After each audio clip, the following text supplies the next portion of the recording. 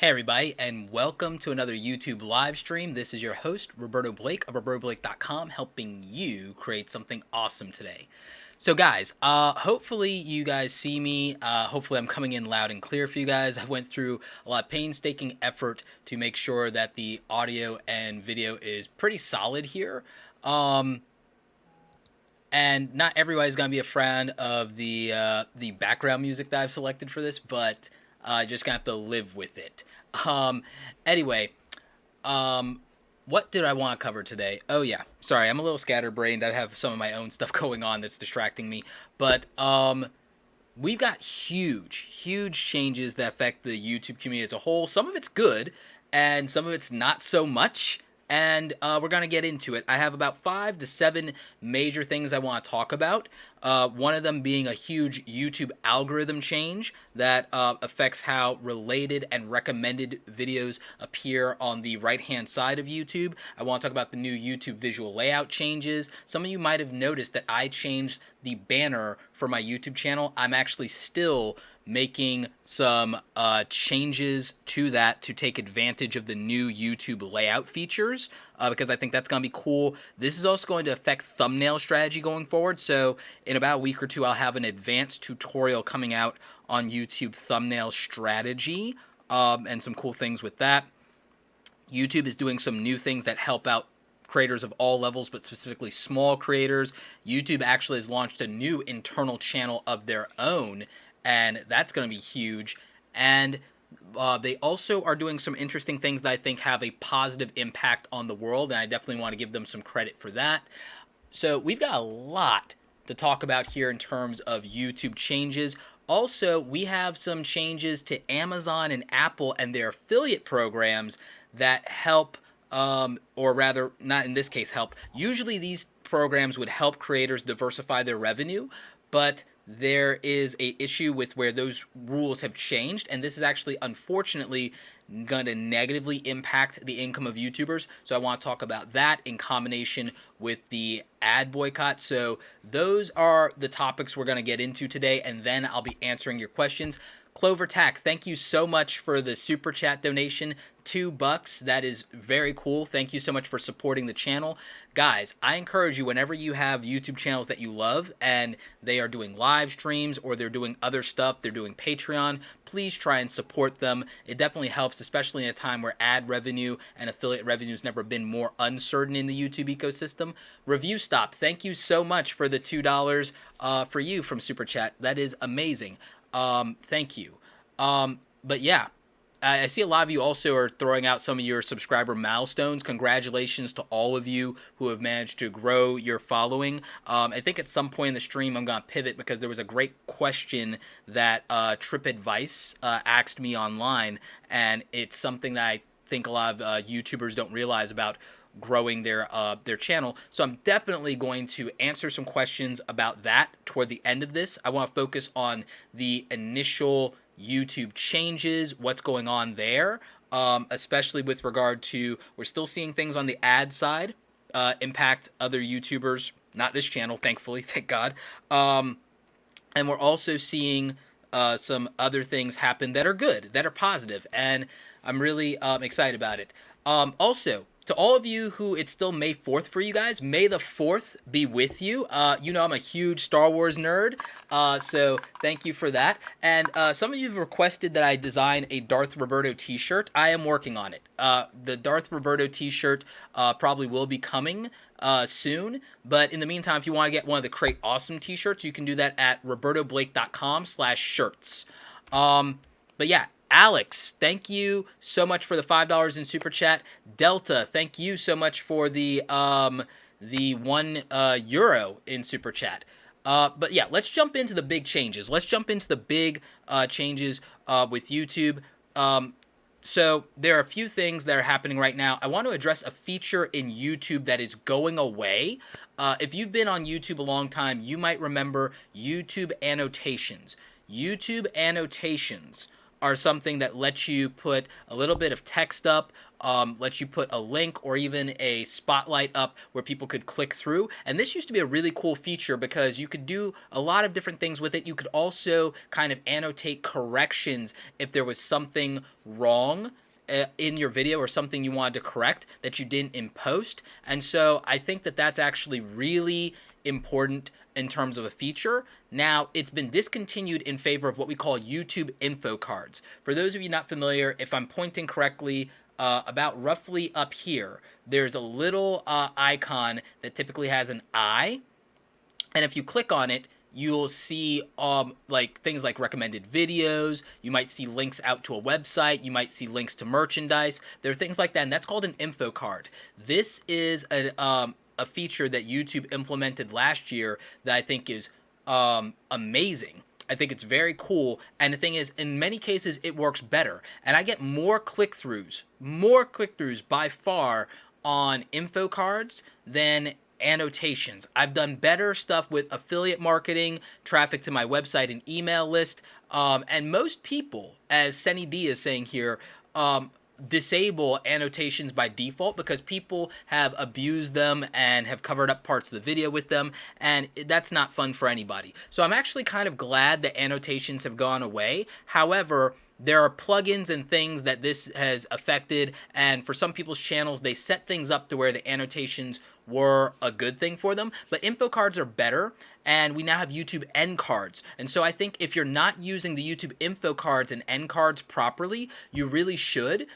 Something that I'm planning to do is I'm planning to do a tutorial around end cards, but I'm also planning to make a template, a free basic template that you guys can download for end cards. Is that something you guys are interested in? If you guys are interested in some kind of template for YouTube end cards, definitely let me know, because those things have been really working well for me. And I think that end cards are a great feature in YouTube that we have now. I'm sad that annotations are going away on some hand, because what I liked about those annotations was the ability to do really cool videos where people could choose their own adventure. Freddie Wong of Rocket Jump used to do that kind of thing back in the day, where you'd be able to choose your own adventure based on the annotation. And like info cards, you could technically do that, but I don't think it's nearly as creative or clever. I want them to continue to improve on info cards and end cards and give us more options with that. I also think that where you used to be able to correct things as far as make a note, that is really cool that annotations had that. I want them to give us something that replaces annotations that can let us modify and put like something to correct a mistake that we made in a video. So I think that what they need to do is maybe update the YouTube editor. I think the free editor in YouTube as a video editor is something YouTube desperately needs to improve. I'm going to make a video about 10 more things that YouTube can do better at some point. And one of my big ones is that I really feel that YouTube should really focus on improving their YouTube video editor, because what about all the small YouTubers out there that can't afford the Adobe software that I have? What about all the small YouTubers out there that want something that they can use anywhere on any machine? Now granted, spark.adobe.com, Adobe Spark, who's not sponsoring this video, but I love Adobe and they actually have my back on a lot of things. Adobe Spark is a great option as far as a browser-based video editor, but I really think the YouTube video editor should be better for all of us as a tool, not only for those small YouTubers who can't afford a tool of their own, but also for even some of us more established YouTubers to have a way to correct our videos. So I think that after we've already posted them, instead of having to re-upload them. So I think that that's actually something that YouTube still could do some work on. That would be great. Now, here is another update to YouTube that is going to be interesting. I'm not going to complain about it. I'm just going to take advantage of it. YouTube has changed the way that related and recommended videos show up on the right-hand side of a YouTube channel. So when you're watching a video on the watch page, it's not doing as many recommended videos from that creator by default anymore the way it would, or at least not in order initially. However, usually the first video that recommends is from that same creator, and then it will be a few more videos based on your interest, and so on and so forth. But here is my current hack for getting around that. You guys may have noticed that in TubeBuddy, I use TubeBuddy. Go to tubebuddy.com/awesome to get that tool. One of the things I do is that I decide to put my first name, which is also the name of my YouTube channel, and the name of my YouTube channel as far as a URL, Roberto Blake 2, in all of my tags, so that even if YouTube changes the related and recommended videos algorithm, my videos are all still related to each other and to me, and will rank for that because there's enough information in the metadata to correlate for that. So I'm still going to be recommended against my own videos no matter what YouTube does, but it's not going to be as heavily influenced as it used to be, which does mean that, you know, less people watching my videos continuously, less watch time, all those things. But by me doing that, I still have a fighting chance of making sure that some of my videos are showing up in related, and I think that that is essential. So that's how I personally am dealing with it and how I approach it. And I think that it's actually very practical for the majority of you to do something similar. It does inconvenience you in the fact that you're losing some of the characters you can do for your recommended tags, but YouTube is trying to recommend videos that will keep people on YouTube longer, make them the most money. Sorry, somebody's mowing my lawn right now, so we've got that noise. But I think that that is something that this change, if you try to take advantage of it, can be helpful. Daryl Eves, another great YouTube marketing expert, did a whole video about this. I'm just going to keep trying to plug away at the algorithm and take advantage of this instead of worrying too much about it. My watch time hasn't been negatively impacted. More of my videos are getting watched. I even mostly took a week off from YouTube, which I know most of you noticed. I took a week off from YouTube as far as uploading and getting stuff out because I've been working on shooting more stuff, editing more stuff. I've been working on my other two businesses. I've been taking a lot of meetings, and I'm planning a trip because next Tuesday I go to ClamorCon in Palm Springs, which is kind of a retreat for YouTubers, and it's invite only. I was lucky enough to score an invite. And I'm actually going to be doing a panel there. I'm going to be doing probably a fireside chat. It's going to be a lot of fun. I'm going to do some collabs with some of your favorite YouTubers and just talk with them and hang out and talk about what we're all going through. And it's going to be so much fun. Me, Daryl, Tim, and Sean Canal and Benji are all going to be hanging out. It's going to be amazing.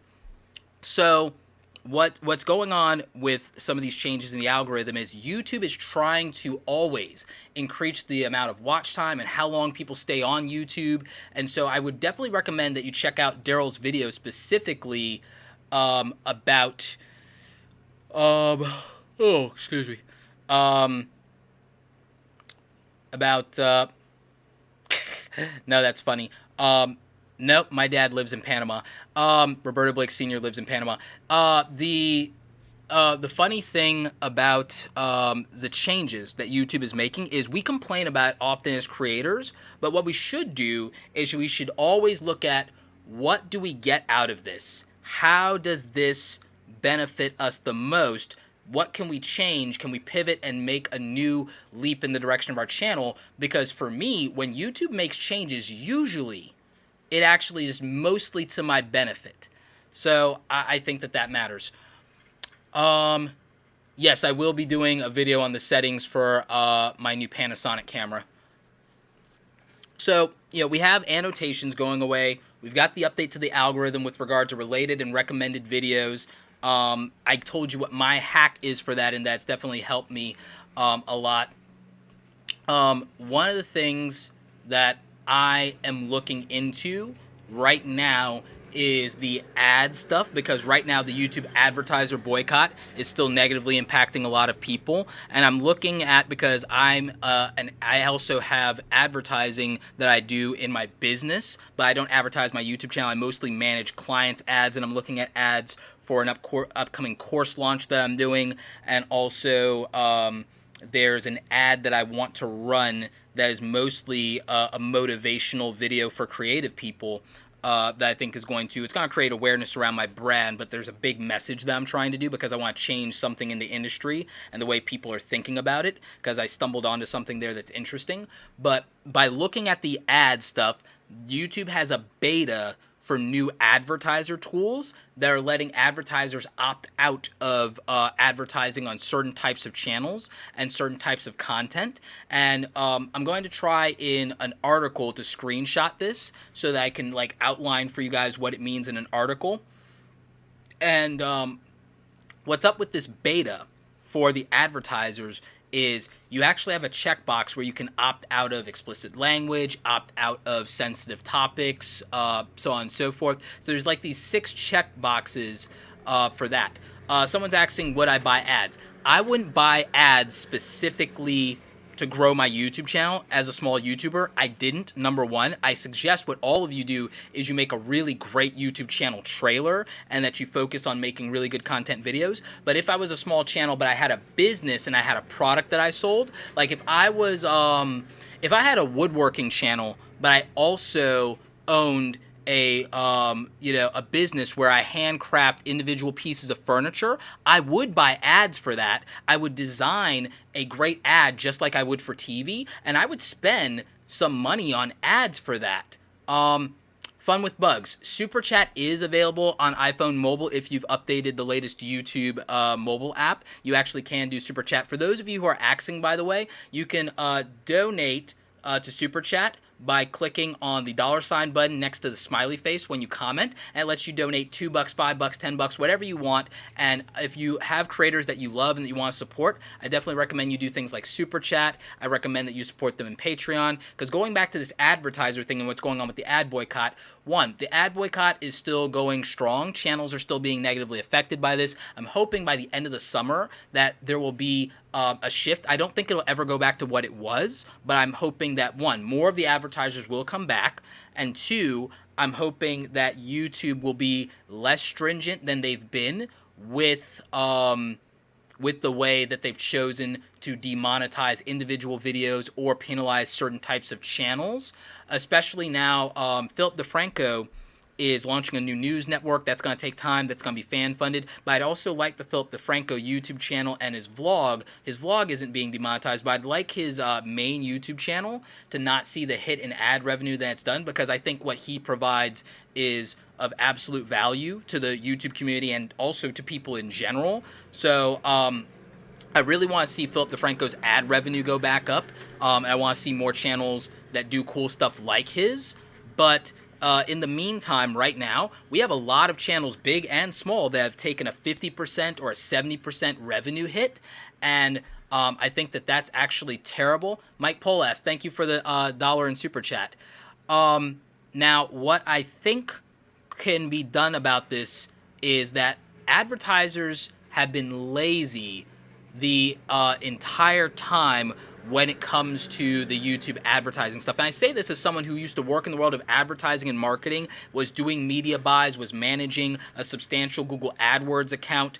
And the issue I have with marketers being lazy is when I was in corporate, I had to train the other people, and they were not, you had people in marketing, not tech savvy, not Google savvy. I was Google AdWords certified, and people were lazy and very ignorant about these tools and the platform. But at the same time, I could say a lot about the same about many YouTubers sometimes, because many YouTubers that I know, big and small, never bothered to educate themselves about the YouTube dashboard, never properly educated themselves about Google and YouTube analytics, didn't know what majority of the features were, and also there's a lot of YouTubers who've never, ever, ever looked at the AdSense and AdWords dashboard, even though this is the thing that facilitates them making most of their money.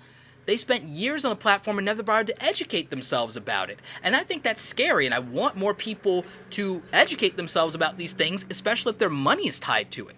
So what's happening with that is advertisers have simplified controls. They've dummied this down.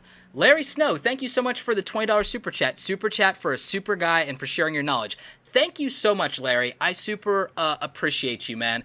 That is tremendous. Can't thank you enough. Cannot thank you enough. Yeah, was not expecting that either. But when it comes to the advertising panel in Google AdWords, and the reason I haven't done an AdWords tutorial yet is I'm trying to figure out what I'm allowed to show you guys there. But one of the things that I'm thinking about doing with regard to that is if I can do a brief explainer video on AdWords for YouTubers, I think I will. And, that's what I'm going to do. Now, when it comes to how they simplified or dummied down the AdWords panel, they created these things that have to do with the YouTube community guidelines and things with cursing and nudity and sensitive topics and hate speech and all these things. And they created these 5 little check boxes that, and no, Krangsley, it's not that censorship is here. That's not what censorship is. Look up censorship. That has to do with the government, not with businesses and private platforms. I hate that we're getting to this place where everyone says everything is censorship, everything is fake news, everything is skepticism. That's not healthy. That's not productive. And there's a business side of that. Diary of Social Awkward, what I mean by what I'm allowed to show you is there are things in the terms of service that prohibit you from sharing specific information and data. This is why YouTubers often say that they're not allowed to share their ad revenue earnings. That is slightly misinformation, but it is partially true in the sense that there are parts of the YouTube and AdSense and AdWords dashboard with regard to data that you are not allowed to share, and the majority of that revolves around CPM and RPM. And because the legalese, the legal language of these terms of service are over most people's heads, they just say, I'm not allowed to show you. It's not inaccurate. It's just that it is very specific information they're not able to show. But it's so hard for them to decipher that out of the way that the legal wording is and how vague. We know how fun it is to read these vague terms of service. Anybody ever go through that? Everybody ever read the terms of service of most of these software and platforms? It's a little scary to read that stuff. And it's confusing for most people.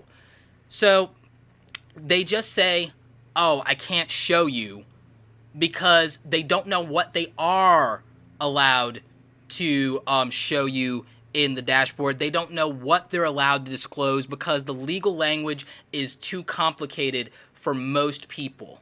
And that's the reasoning why.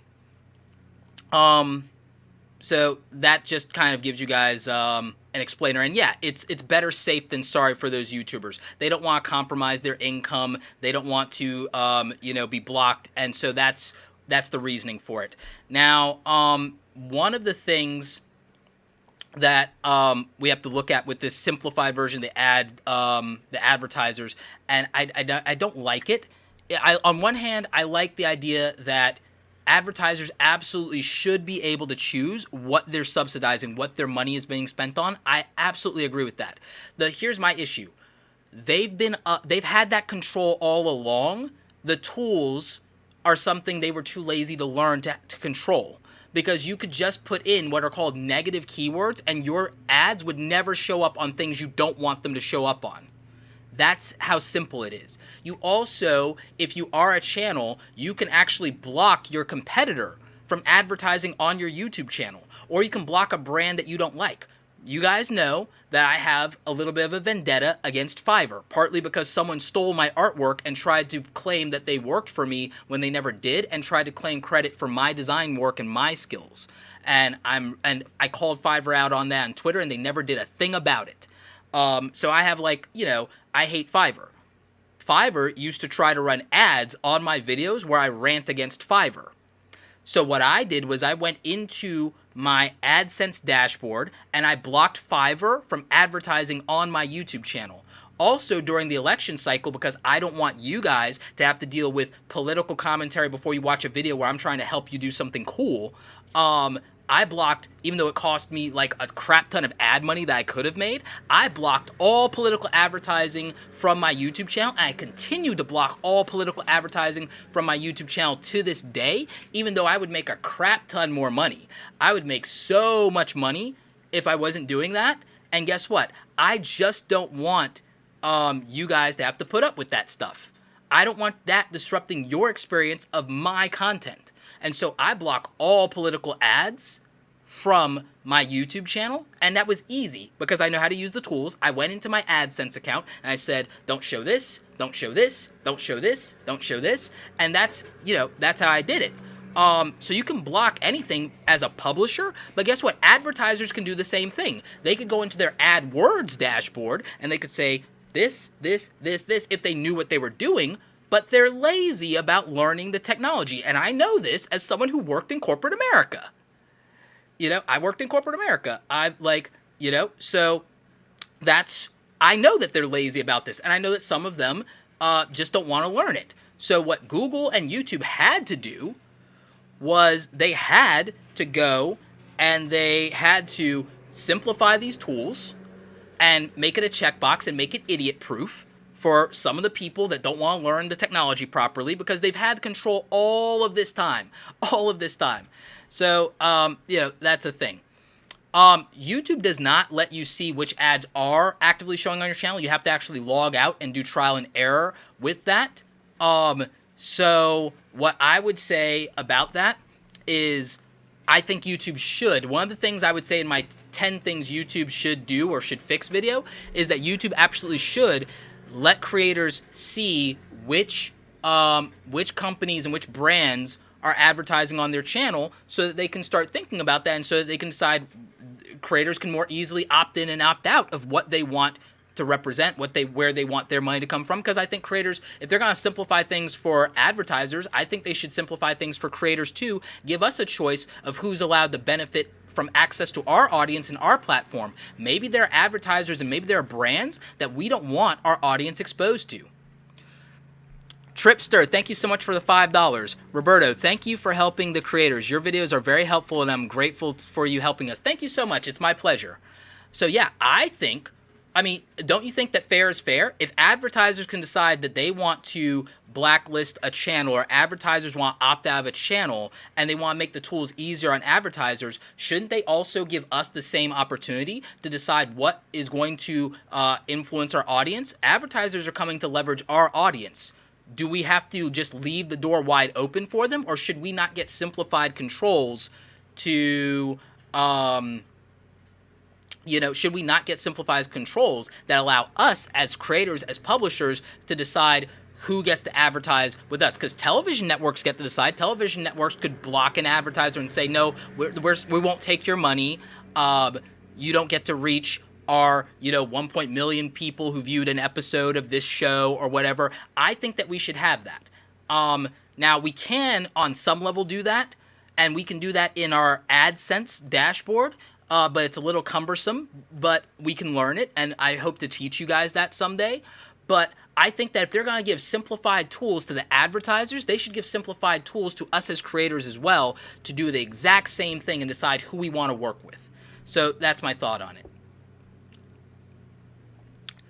Anything with an engine media says, contemplating on changing my videos category from autos to something like entertainment. Thoughts? Any benefit either way? Great question. I've always suspected that YouTube uses the categories partly in the bidding for advertisement. So the thing is, I would look at what ads are running on your channel right now before you decide to switch from automotive to entertainment, because entertainment could benefit you if you want more general ads to play against your channel, but I don't know how much distribution you would get on that versus the automotive ads that might be playing on your channel now. So I would look at what ads, I would log out, watch like a normal person and see what ads are playing against your videos more often and kind of do a case study and a test. And then I would think about whether or not you feel that those things are going to be impacted by the category.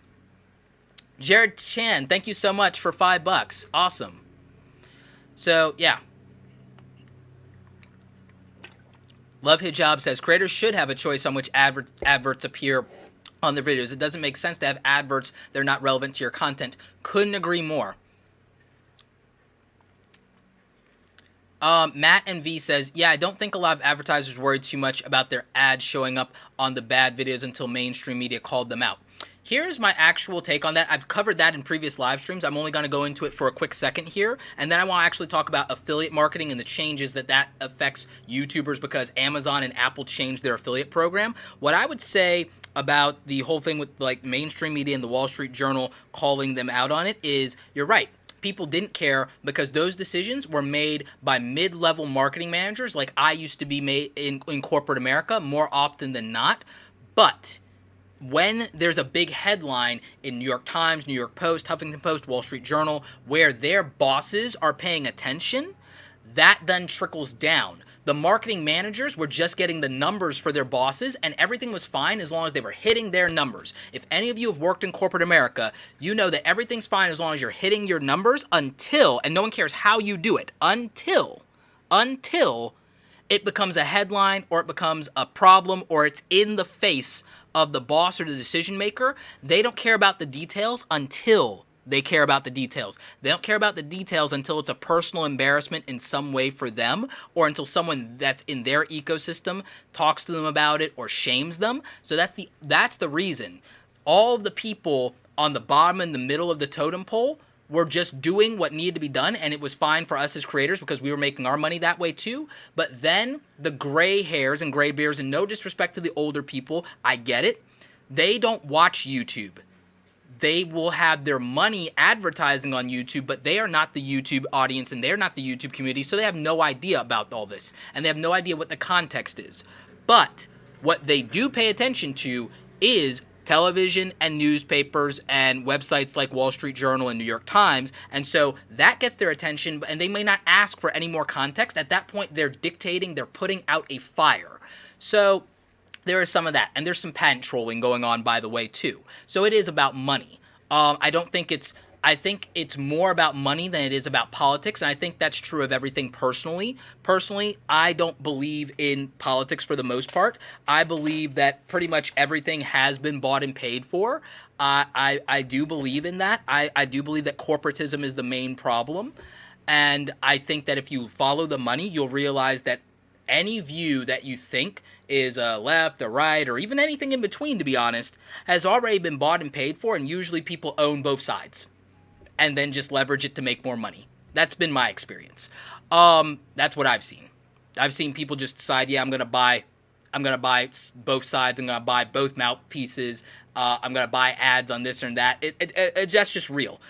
So I think that the mainstream media versus YouTube is about money more than anything. I don't think it's about politics. I think it's about money, and I think it's about patent trolling, to be honest. I think it's about patents more than anything. There's a lot of money in patents. But going away from the advertising boycott, let's talk specifically about another issue. Let's talk about something lighthearted, something really cool that YouTube has done. Let's talk about something cool that YouTube has done first. YouTube implemented a very great change that I like, that's very minor, but is fantastic. And that is the YouTube Creator Monthly. Most of you probably have seen in your Gmail that you got the YouTube Creator Monthly. I think that's what we're calling it. Yeah, it's the YouTube Creator Monthly. And what it does is it tells you how your channel is performing. In my case, it means for the previous month, for April, I did 22 uploads. I got 3 million minutes of watch time. I got 9,813 new subscribers, over 11,000 new comments, 21,000 new likes. Thank you guys so much. And almost 3,000 new shares. So it tells me what my performance for the month of April was, and that could be very encouraging for you guys as YouTubers every month to see where you stand and not have to do that math yourselves or not have to use Social Blade. I think seeing that in your inbox and saying, hey, this is what I did and this was the result, and just seeing that in your face, I think that that's great. I think that it motivates and inspires creators, and so I'm really happy about that. YouTube also in that Creator Monthly does a roundup of like what's new, and so I think that is more transparency. I think that makes it easier. I think pretty much all of us have a Gmail account because of our YouTube channels. So I think that is a very positive direction for YouTube to be going in right now. And I think that's a great change with that Creator Monthly. So that's huge. And if you haven't seen it, just check your Gmail and you should see something that came from YouTube creators. And I think that is fantastic. So that's something that I'm really excited about. One of the things that they announced in this Creator Monthly that I'm actually a big fan of is the fact that there are more YouTube workshops that will be accessible to small creators. They fixed some things with restricted mode. They reiterated the changes to the partner program. And they also let us know about something new that they're doing. YouTube has launched a new channel called the Creator Insider. And so I'm actually really excited about this. The Creator Insider channel is actually being done by the YouTube product team. So this is the product development team. This is the engineers. They have their own YouTube channel, and once a week they'll be putting out content, and they'll be talking to us about what's going on. So we'll get a little bit of an inside look at YouTube. And I like this because you'll remember in my Make YouTube Great Again video when I talked about different things they should do and they should change, is I said that they should be more transparent, and I would love for them to kind of think like creators more often, and I would like for them to do like creator town halls. This is not quite what I had in mind. I'd like them to go even further. And guys, share this out. We've still got some stuff to cover in this live stream, so if you haven't shared it out, please share it out in Twitter, Facebook, wherever. But I think, and thank you so much for the hundreds of you watching this live right now. You guys are tremendous.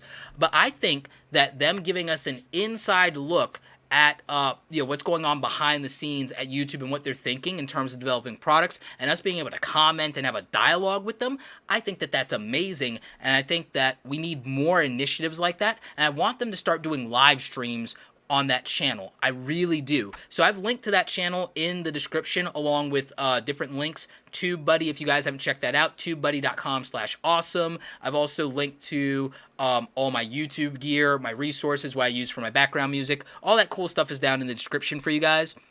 And I'm also going to add some notes to this.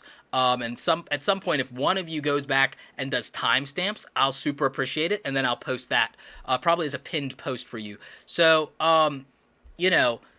that is something that I think is huge because it goes to that thing that we talked about, transparency and communication. More than anything, I think we all want transparency and communication from YouTube. We want them to be open with us. We want them to be honest. We want them to not just wait and do something after the fact and then, tell us about it. We kind of like knowing what's going on. I think we all agree on that. So, that is something cool that I think they're doing. I also recommend that you guys look at the YouTube blog a lot more often. And also, make sure you're checking out the YouTube Creator Hub because they'll tell you when events are going on in your area for small YouTubers. Some of you may not realize that there is a YouTube creator space near you, or that there's a Google Office space available to you where they might be doing events, or that they might be doing something. Primary example is on May 11th, they're doing Creator Day Miami, and that's going to be at the South Beach Hotel. A lot of you who may be in the Florida or Miami area may have not known about that. The YouTube space in LA is going to be doing creator talks, and that's going to be between May 11th and May 12th. So there's all these things. The YouTube space in Berlin is doing some stuff. There's a content lab that's going to be happening in Miami in May. So I think that you guys should really always just make sure you're checking the YouTube Creator Hub and see what events might be going on there near you, so that you have an understanding of where you can go and learn more things about YouTube, learn more things about features and changes to the platform. They also do general YouTube education. So I'm really excited about them doing more initiatives and more events like that. I'm hoping to actually be a part of some of these in the future and ask them if they want me to come in and just share some of what I know. I think that'd be a lot of fun. If that's something you guys are interested in, do me a favor, help me out. Tweet at YouTube and the YouTube team and let them know that you would like me to help out with doing some kind of instruction. Maybe that gets their attention. So I think that those are positive things that YouTube is doing as far as changes, and I really like that. They're also doing something with creators for change. Not everyone will agree with this because it might feel political. I think that they're just trying to be positive. I think they have a history and a background as a company of trying to be positive. You gotta remember, this is a company whose office space has a basketball court and a giant slide. I don't know if you guys have ever seen the videos of that, but like YouTube and Google have like a basketball court, foosball tables, and a giant slide. I don't think that it's that they want to be super political, but I could be wrong. I could be naive about that. But I think that mostly they just want to put cool, good, positive vibes out into the world. And that might feel a little fluffy to somebody, but I think if we all were just having steaks and like, popping like colas and milkshakes, that, I think that instead of yelling and screaming at each other, I think we'd all have a better time. I just personally believe in that, and that's the kind of way that I live my life. Is I'd rather chill at the pool and have fun and goof around and play volleyball than yell about political beliefs. But some people actually have a good time yelling about political beliefs, and I can't help those people. But so with YouTube doing this inspire creators for change thing, I think that's great. I want to see them do more initiatives like that, but I want to see them do stuff like what the Vlog Brothers do, where we can do stuff around causes that aren't just like targeting the negativity side of that. I want us to do more YouTube-centric creator events where, as creators, we raise money for charity for autism awareness. That's a big cause that means a lot to me.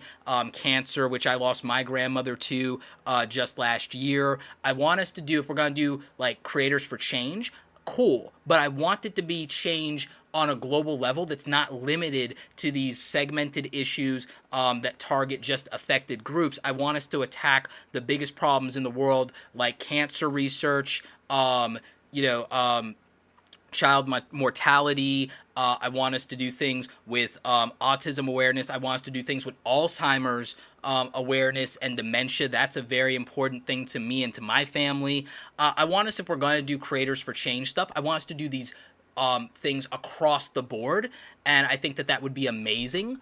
And I think that that's something that we could all probably get behind. I think that that's unifying. So if YouTube is going to do initiatives like that, I want them to go even broader with it, and I want them to be even more inclusive in those conversations, because I think that those impact all of us as human beings in a very important way. So, I mean, that's just my thing. That's like, but that's me. That's how I feel about it. Maybe at some point we have a conversation about that. In fact, by the way, I'm thinking of doing something as I get closer to 250,000 subscribers. We're also getting closer to my birthday in June. You guys know that, or some of you know that last year I donated my birthday to Charity Water and spent the month of my birthday raising money for Charity Water. I think we raised like $700 or something like that, plus the money I donated. So I think we got closer to $1,000. So what I'd like to do is, as we hit closer to 250,000 subscribers, I'd love for us to try to come together and raise at least $2,500 for Charity Water to get clean water to people all over the world. And so I think that that'd be very cool to do in the month of June for my birthday. I might start it sooner than that. So, that's something that I'm looking at. So yeah, I'm excited about Creators for Change. I may do something with that.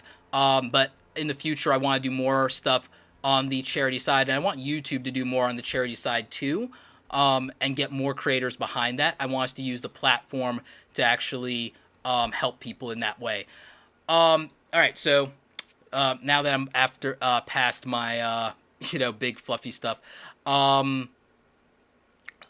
Yeah, I'm still taking clients. Not all of my email is getting through to me, by the way, on that. Weirdly, a lot of it keeps going to spam. So if I haven't hit you back on that, just give me some time to try to get through rescuing people from spam. And then I don't call people typically after 6 or 7 p.m. So like, there's things with that unless they've scheduled a late night call because they're on the West Coast. So I try to be respectful of people's day in that way. So just bear with me on that for those of you who are reaching out about consulting. Just a side note there. Let's talk about the changes to the Amazon and Apple affiliate programs that affect creator revenue. You guys already know about the YouTube ad boycott and how that's affecting creator revenue. And you know that one of our big alternative sources of revenue is Amazon affiliate marketing and other affiliate marketing programs, including Apple. Well, Apple dropped their affiliate program from, I believe, 7% on the apps and the music and all that stuff to like 2.5%. So that is like impactful for people who are doing that. I know a lot of the mobile app reviewers are, really upset about that, and that's definitely a big deal for them. On the Amazon side, I'm a little upset because my Amazon affiliate revenue was nearly cut in half, but thankfully it's like one of 15 plus revenue streams that I have, so I wasn't relying on that either. In the same way, I don't rely on AdSense.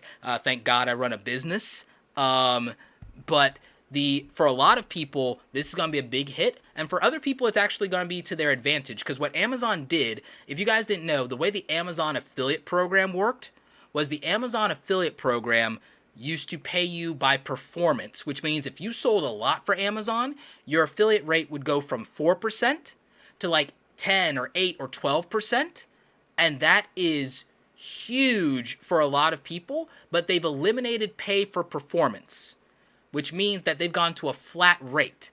But this flat rate is not flat for everybody. Roughly in half, Tony. I'll explain in a minute. It's not the same for everybody. The rate, in fact, let me try and pull up the rates over here and I'll read them off to you. But the rates have changed, and they've changed in a way where someone like me who recommends PC parts and things like that, instead of being able to get a higher percentage based on performance and how much volume I sold for Amazon, being a good representative of the Amazon affiliate program, what ended up happening was they changed it to a flat rate to where on electronic sales, I only get 2%. 2.5%, I believe, on my affiliate commission for those electronic products. I get a little bit of a better rate on things like headphones. They give a 7% flat rate now on Amazon-related products like the Echo and the Alexa, the Tap, and the Amazon Basic stuff. They give a better percentage on that. So I'm going to read off. And they've also given a higher rate on like beauty stuff. But here's what they changed, because before we used to be able to get a good percentage, but now here's what's changed. So if someone buys Amazon gift cards or wine, you get 0% on that. So that means before you used to get something if people buy Amazon gift cards. Now you get nothing if they buy that with your affiliate link. Video games and gaming consoles, 1%. You used to get 4%, and then used to get that increased by volume of sales. Now you're down to 1%.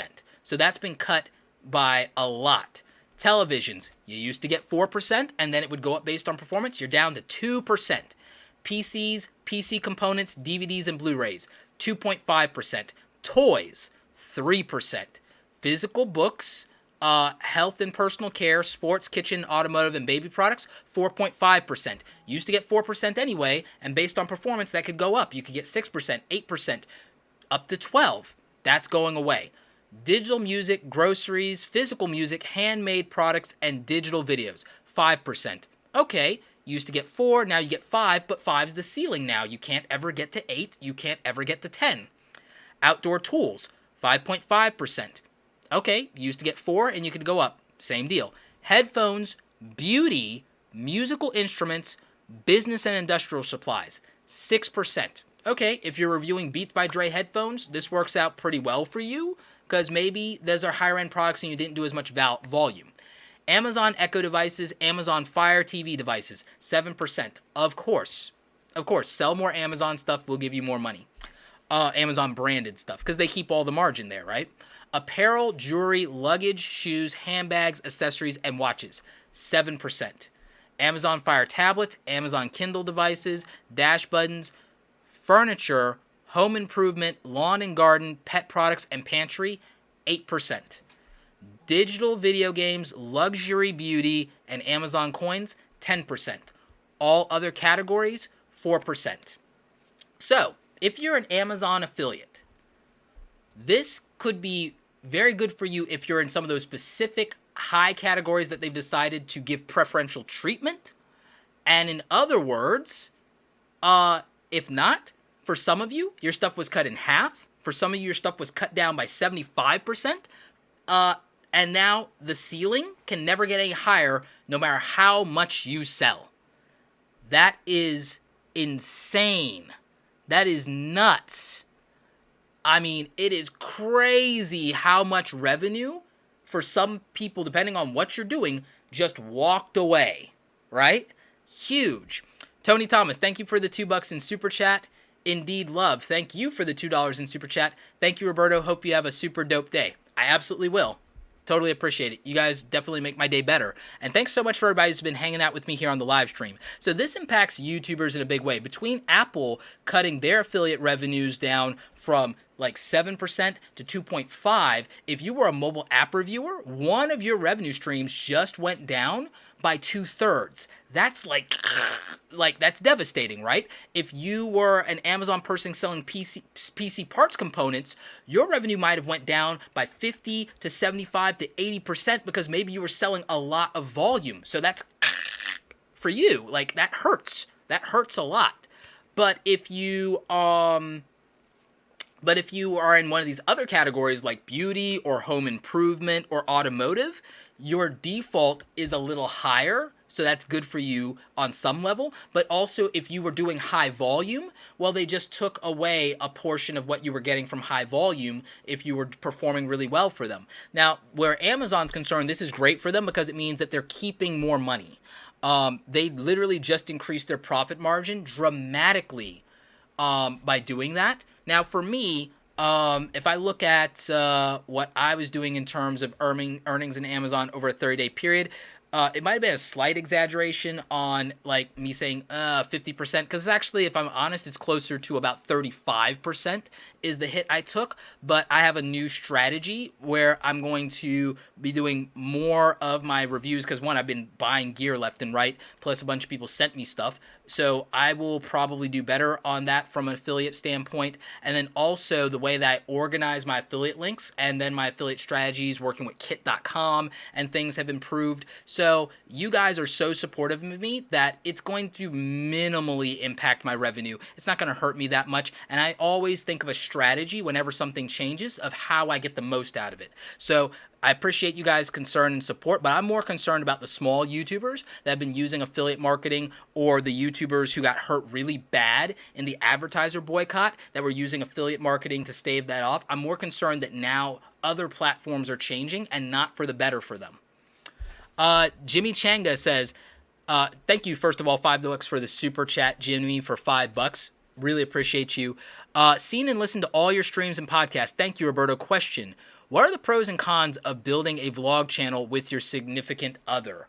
There are a lot of pros and cons to that. One of the big pros and cons to that is, or one of the rather big cons for that is, what if you guys break up? How does that affect the brand? How does that affect the business? When you go into business with your significant other, you have somebody who has your back. You have somebody who's as passionate about things as you are, but guess what? If something happens in the relationship because of that passion, it's entirely possible that it goes the other way. And so you have somebody who knows all your proprietary secrets, someone who knows all your vulnerabilities, someone who knows all about your finances that may or may not have parted with you on good terms if it goes south. So that's bad. Not to mention that the vlog itself could then influence your relationship. You could always find yourself wondering, am I doing this for my significant other, or am I doing it for the vlog? Am I doing it for the views? And they might question whether or not you're doing something for them or doing something for the views. So I would say be careful about that. Really think it through. Make sure you guys sign some mutual NDA in case of the dissolution of the relationship, so that you have a legally binding contract that stops you from ever attacking each other in the worst case scenario.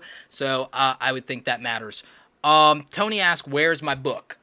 So the Just Great Awesome book is still underway. It's actually going to be better than it's ever been, and I've actually retooled it because it's still going to help you build a mindset for creative success, but it's going to do it in the context of personal branding. Because what I found out by doing all the interviews with great creators like Sonny Lenarduzzi, Amy Schmittauer, Carlos Gill, Tayo Roxon, and so many others, is I realized there was a common thread of everybody's personal brand, and I decided to let the book organically evolve into a book that will give you a blueprint for building a personal brand. Because I thought about all the books on my bookshelf, and I realized there's not a single book on my bookshelf that step by step, despite the hundreds of books on my bookshelf, that breaks down building a personal brand from scratch. And so I want that to be the book. I want that to be the audiobook. I also want to inspire people with the stories of people who successfully built personal brand as creative professionals. So this book is going to help so many more people because I let the book evolve on its own. Instead of making it what I thought it should be,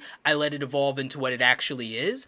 And it's going to be one of the most practical primers on building a personal brand, making it profitable, and really how to go after your passion. Everyone says go after your passion, go after the thing you want. How? So you're going to read this book, and combined with my YouTube channel, it should answer most of your questions about what you need to do if you want to start a podcast, what you need to do if you want to start a blog, what you need to do if you want to become a public speaker, what you need to do if you want to grow and build a YouTube channel from nothing. And how do you know what your personal brand is, and how do you know what you're about? This book is going to help you ask the right questions and reveal that, and it's going to give you some actual assignments on what you need to be doing to get that done. So I think that that's important. Connie asks, what is TubeBuddy? TubeBuddy is a browser plugin for Firefox and for Google Chrome that actually is my secret weapon and helps you with productivity, YouTube ranking and SEO, and optimizing your channel. Go to tubebuddy.com/awesome. They're not sponsoring this live stream, but they are homies of the channel, and that will help you grow your YouTube channel effectively. So yeah, someone asked, how many affiliate programs do you have? Too many to count. Amazon is a big one. TubeBuddy is another. Bluehost is another. I also am now with a lot of the media hosting platforms for podcasts because I'm trying to teach you guys how to launch a podcast now. So I do a ton of affiliate programs. My biggest ones are Amazon, TubeBuddy, Bluehost, and Wix, and B&H Photo Video. And I'm optimizing all of those. And at some point, I will do videos about optimizing your affiliate marketing because there's a practical way to do that. And I do it by being honest and authentic and by reviewing everything I own and telling you how I use it to grow my business. So, you know, that is how I approach it.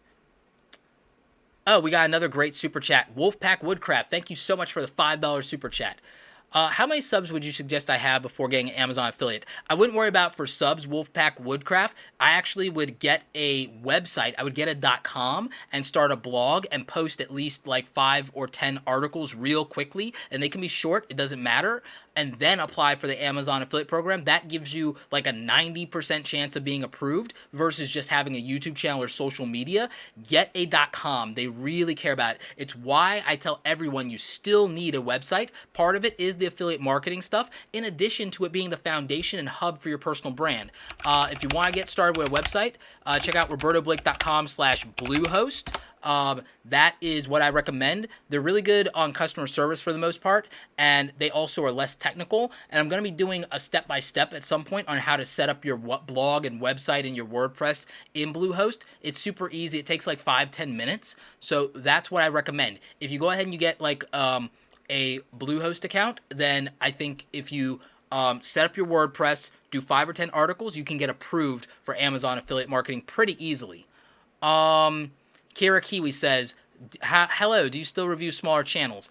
I'm releasing the second half of my YouTube channel review 30 of 30 series this summer. I had to completely scrap the ones I had because the audio was so bad on the ones I pre-recorded, and then I went ahead and I picked out new channels and I did it. So I already picked out small channels. I based the channels that I reviewed for that series, and it's pretty much over, so it's not like you can get in at this point. I based that based on what I could use about those channels to teach other YouTubers. So there had to be a lesson that could be learned. That's how I picked them. And also, I wanted to pick categories of channels that I've never done before.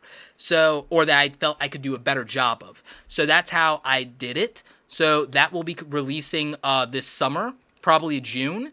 I may or may not do a once-a-month channel review, and it will either be that I pick them or I do a lottery. I don't know yet. And I'm thinking of having TubeBuddy. I'm thinking of reaching out to them and asking them to sponsor those reviews because that's actually part of my business. And I typically do paid channel reviews and audits. But if I have TubeBuddy sponsor it, then it absorbs the cost of time of doing a short version of that. So I think that that could be helpful. Addy Bear says, Roberto, question: if I upload a video privately through Final Cut Pro X and then make it public a few days later, does that affect the new YouTube metric? No, it does not. That's actually the right way to do it, is to upload your video as private and then release it publicly. That's absolutely the right thing to do instead of unlisted. Laylam Z, thank you so much for the $10 Canadian. Roberto, thank you so much for what you do, for introducing TubeBuddy. It helps a lot. So glad it helps you. So yeah, those things. Civil Guy says, when are you going to review that camera B&H Photo Video sent you? I've been putting together the sample footage from that camera. It performs amazing. The A6500, the Sony A6500 is fantastic, and I love it.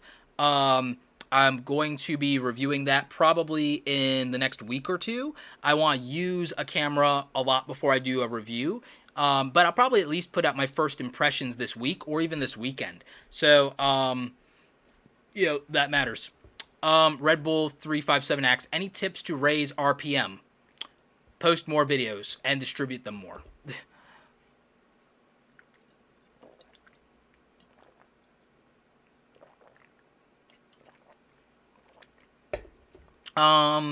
Classic says, everybody says you need to find a balance between quality and quantity, but if you need to prioritize one over the other, which one would it be?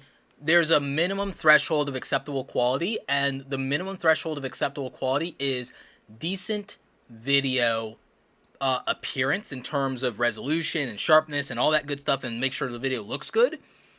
And then after that, it's make sure the audio doesn't suck, and then it's your on-camera performance. So there's a minimal threshold of quality. I'll talk about that in another video, but there's a minimal threshold of quality. But after that, YouTube, truth be told, after that, unless you're a very specific type of channel, unless you're an anomaly and very good, and it's a very specific thing like Charisma on Command, unless it's something like that, quantity on YouTube, because of the way it's programmed and because of the nature of YouTube, quantity does beat quality every single freaking time. Okay? And I will use Casey Neistat as an example. Casey Neistat found a threshold of quality that was more than acceptable and better than most people, but despite that fact and making some of the best quality content in YouTube, 5 years only got him to 500,000, I say only, but that's relative, 500,000 subscribers. He then took quality, didn't make it that much better. In fact, he systematized it and made it a process he called where, I could manufacture the quality and the rhythm of the vlog. And then he started the vlog, and 2 years of quantity and exponentially increasing the amount of video output he was doing took him from 500,000 to over 6 million. So if you are believing quality over quantity in the context of YouTube, I would say you're mistaken, my friend. I would say you're absolutely mistaken. And it's because of the way the algorithm works. And it's because of the way human user psychology works, because there's a reason that sitcoms and daytime dramas last for years or like a decade on television versus a series that releases an episode like 10 episodes a year or something like that. There's a reason, and it's called human user psychology. If you really want to understand YouTube, watch television and walk backwards from television and walk backwards from Netflix. Over 7 million now. See, there you go. Like, quantity matters because I actually explained this to TripAdvice. The way the YouTube algorithm works is it's based on user behavior. If you show up every day and if you have a quantity inventory of videos, it means that when someone watches a video that's not yours, your video has more opportunities to be a related video that is also there. Meaning that if you were a company and you were selling in Amazon, most people would tell you, hey, only stay in one product category and one niche, right? That's the conventional advice and conventional wisdom. That sounds really good until you realize that, wait a minute, it means that when somebody is shopping and they buy something, my product, because I'm in this lane, is not being recommended to that person as users who bought this would also buy this. Which means that if you were in another product category, you could sell even more things because of that, right? So it's the same thing with YouTube. If you have more videos that people can say, hey, this is a recommended or related video to the thing that you were watching, the more opportunities you have that, it's called distribution. If you're running a retail store, would you rather have 100 units of product to sell, or would you rather have 50 units of product to sell? Like, I mean, that's real. That's real. So, if you think of YouTube in the context of television and Netflix and retail, you probably will figure it out a lot easier if you think of it in that context. What people are doing is they're mistaking YouTube for traditional social media. And that's the problem. People are mistaking YouTube for traditional social media instead of thinking of it as a business, thinking of video as a product, thinking of it as distribution, thinking of it as content. If you were a singer or performer, you know for a fact that releasing your album, but then also releasing individual singles of your song to sell in iTunes is smart. So why aren't you applying that logic to YouTube? That's my answer to that. So in YouTube, yes, quantity over quality. But that doesn't mean make stuff that sucks and mass manufacture mediocrity. That means meet the threshold of acceptable quality and then mass produce and manufacture something that has reached the threshold of what is acceptable quality to your audience for which there is a demand, and then also increase the distribution. So you have to increase the volume of the product that you have, and then you need to increase the volume of distribution, and you need to grow the channels of distribution, which means you have to grow your Twitter, you have to grow your Facebook if you have people there. If you're a business person, you might want to be more active and grow your LinkedIn as well. You can leverage Pinterest, you can leverage Instagram to do a different type of content there that elevates the brand as a whole and can bring people over to you. So I think that matters. Now, there are people who overdo this. I don't think when you start a YouTube channel that you should go there immediately, because when you're just starting, you probably have not yet reached or found out for your audience or the handful of people who like you what the minimum level of acceptable quality is yet. You should, however, be making videos on a regular basis regardless of, should I make a video about your first 30 days of YouTube? Should I make a video? Guys, tell me in the live chat and in the comments, and also hit me up about this on Twitter. Should I make a video explaining what your first 30 days of YouTube should be like? Because I really think that a lot of people are confused about how they should be spending that first month, and I think that people get discouraged about their first month or first couple of weeks on YouTube because they're expecting growth. And this is on the first 90 days of YouTube should be like your first 90 days on a job. The first 90 days you're on a job, you're just trying not to suck and not to get fired. You're not trying to grow, you're not trying to be popular, you're not trying to ask for a raise at that point. The first 90 days, you are supposed to learn the thing, and you're supposed to get good. You're supposed to get good. So the first 90 days on YouTube, I think you should be focused in that first 90 days on trying to get out maybe 30 videos on that first 90 days as your test case to understand what you're good at, how you edit, zero expectations, reply to every comment, ask people questions, learn, and then study your analytics. I think that's what the first 90 days on YouTube should be. Many of you say you want YouTube to be a full-time job. If you were at a full-time job, your first 90 days on the job is on-the-job training. It's on-the-job training. It's learning the manual, right? So the first 90 days on YouTube should be more about that. It shouldn't be about, oh, how many subscribers? I did 10 videos and I don't have any subscribers. Oh, I have blah, blah, blah amount of videos. I've spent so many hours. I worked hard. It's no. It's about learning. It's about the experience. It's about getting good, and it's about having something. And then after that 90 days, you can start thinking about trying to get growth, because after that, you have, okay, I have all this experience with editing now. I'm faster at editing than I've ever been. And you can't get faster at editing if you're worried about getting subscribers. If you're worried about getting subscribers, how are you going to get faster at editing? Because you're letting the emotional commitment of, oh, I'm going to spend all this time editing, be based on, oh, but no one's watching, so I won't edit today, or I won't make a video today because no one's watching my last one. It's like, no.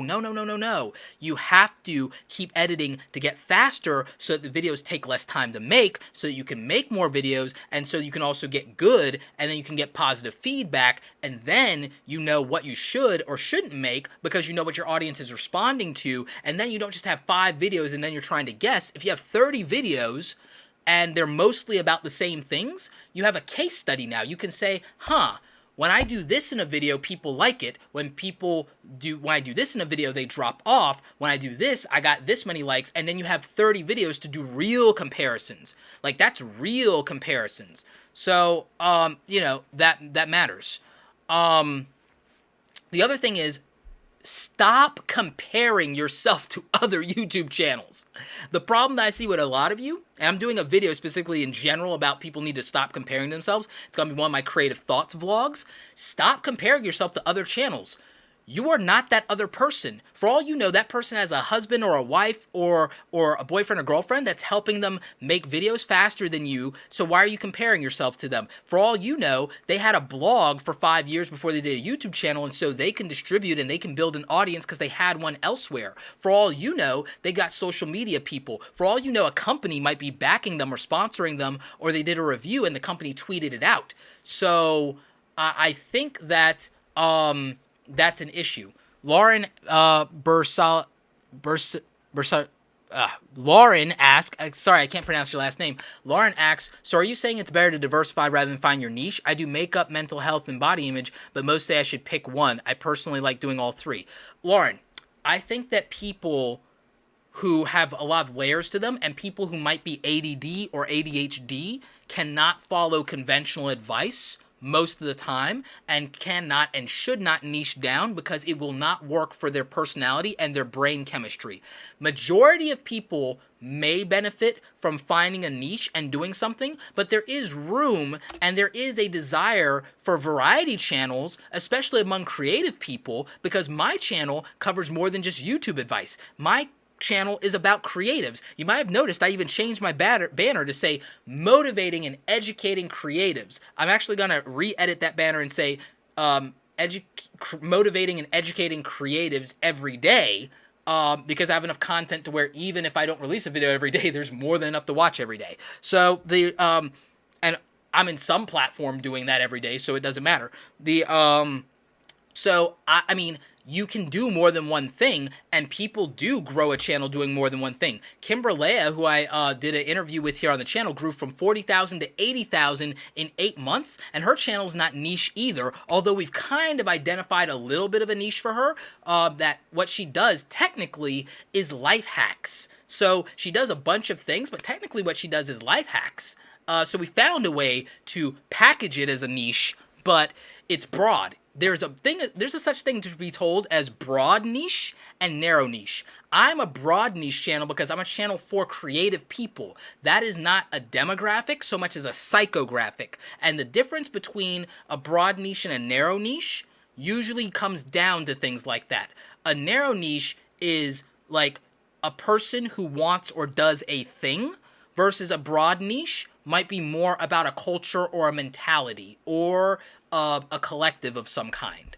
So you could do different types of content if you go with a niche, broad versus narrow. Primary example, Urban Acolytes TV. Prince from Urban Acolytes is here. Thank you. Happy Star Wars Day to you, my friend.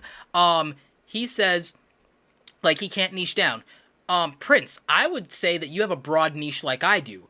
Your broad niche is, I believe, geek culture, and I also think it's a mix of geek culture and martial arts, because almost all of the things that you review have to do with things that are part of geek culture and fandom, as well as the fact that you personally follow martial arts and the tenets of Buddhism. So you incorporate that because you have a lot of things going on. And so I think that that matters. And I think when something you do is also a personal brand, that you have permission to pretty much do whatever you want because it's about the layers that are you. So variety channels can win on YouTube and can do well. It's easier for people to go very niche, and that's a fast way to grow. And it also is a way to categorize people. But the thing is, when you go that route, also there's a an issue with saturation in that. Going broad niche and variety means that you have something that's of unique value, and so unique value beats being original, aka doing something that's never been done, reinventing the wheel. Being unique is more important, and when you have that diversity, it means that, oh, well, you have a different flavor. Instead of this thing just being cheese, it's pineapple and pepperoni, and that's cool, but because you may not realize it, but there might be a lot of pineapple and pepperoni people out there. There might be people who are plain cheese only, might make the bigger part of the market. But who cares about the bigger part of the market? There still might be 1 million people that are pineapple and pepperoni people versus the 2 billion people that are plain cheese. And if you're competing for the 2 billion, you'll get lost and drowned out. Versus if you focus on the 1 million people that are the same quirky kind of person like you that wants the Hawaiian pizza, then you win. So, I mean, that's the answer. Clover Tack, thank you for the other $5 in Super Chat. Is there a tutorial on using affiliate links and cards in end screens? There isn't, because it's still a gray area. My YouTube channel manager told me, like, hey, no, that's all good, but other people have conflicting information, so there isn't a tutorial on that. I'm not going to necessarily do a tutorial on that, so much as what I will say is this. What I would do if I were you, to just be absolutely sure you're complying with the guidelines of YouTube, is if you want to use an affiliate thing for an info card, then send it to a blog post on your website. This is another reason you guys all need a website, is you can send it to a blog post on your website associated with your YouTube channel, and then you can have an article or content there with all the affiliate stuff. Or you can send it to a resource page on your YouTube channel, like mine is, on your website, which mine is robertoblake.com/resources. And if you do that, then it actually will take you to a resources page where I tell you the stuff that I'm using for my business and for my YouTube channel, and then you can do that. So that's how I would recommend people do it, because sometimes there's just this really gray area of the YouTube terms of service when it comes to affiliate marketing. It's why people are so concerned about it. But I would just say follow best practices there and put links in your description, and then link to blog posts that have your affiliate links in your info cards, and you're probably good to go. So yeah. Sebajin Games says, is uploading 5+ videos a day smart? Very diverse types of content, although they're all under nerd culture. I've been on here for 5 years now, so my quality is acceptable, and I've made over 1,000 videos. I think that 5 videos a day is excessive. I would go to 2 videos a day, and I would plan heavy marketing around the 2 videos that you're doing a day in social media. That's why. Rav says, hey, Roberto, I have had a viral video with 3 million views back in December. However, due to academic priorities, I had to take a break for 2 months at the end of January, back since April. What now? This is my issue actually with viral videos is, all right, I had a viral video. What do I do now? That's why I believe it's more important to, one, have a plan for, if you don't have a plan for if or when you go viral, going viral is actually more problematic than not, because then you become a one-hit wonder, you become a meme, or you had all this attention and then you look bad because you did nothing with it. So I would always say you have to have a plan for if you go viral, if you care about going viral, unless it's an accident, in which case it can't be helped. But when you go viral, you should capitalize on it immediately in the first 24 hours, 48 hours, 72 hours, the first week, the first month, because it's hard to keep momentum after that. So if you don't have a plan for virality, if virality is irrelevant, you're screwed. Now, if you went viral, understand and analyze and break down the formula of why you went viral, and don't expect to go viral again, but do use that data and use that knowledge to build a plan to continue to grow because of the lessons learned from there was obviously a demand for that viral thing. So that's my answer. But let's see. What else do we've got here? What else do we got here? Got some questions, trying to answer them. Revenge of the Fifth, absolutely.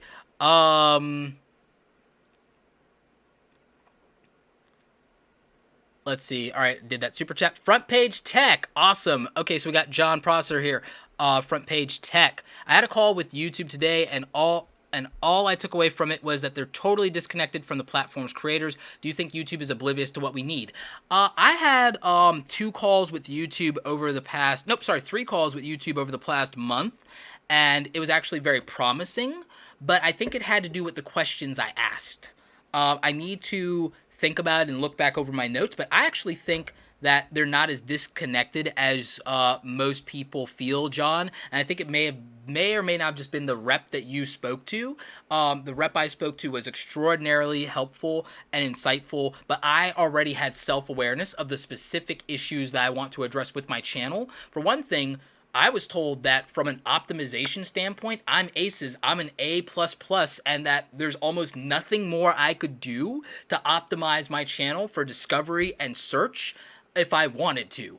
So that was flattering and that was good to know. And it turns out I knew things that most people who work at YouTube don't know about SEO, which was also interesting and very flattering. And that's not a toot my own horn thing. That's a perspective thing about, well, wait a minute. That's a perspective thing of like, oh, which also, by the way, I would say the same is true of Tim Schmoyer and Daryl Eves, by the way. And that's another reason to follow them. Nick Nimmin, Brian G. Johnson. You guys really should be paying attention to what the YouTube people like myself and these guys and Amy Schmittauer and Sunny Larduzzi, we're there digging through stuff and testing the algorithm all the time.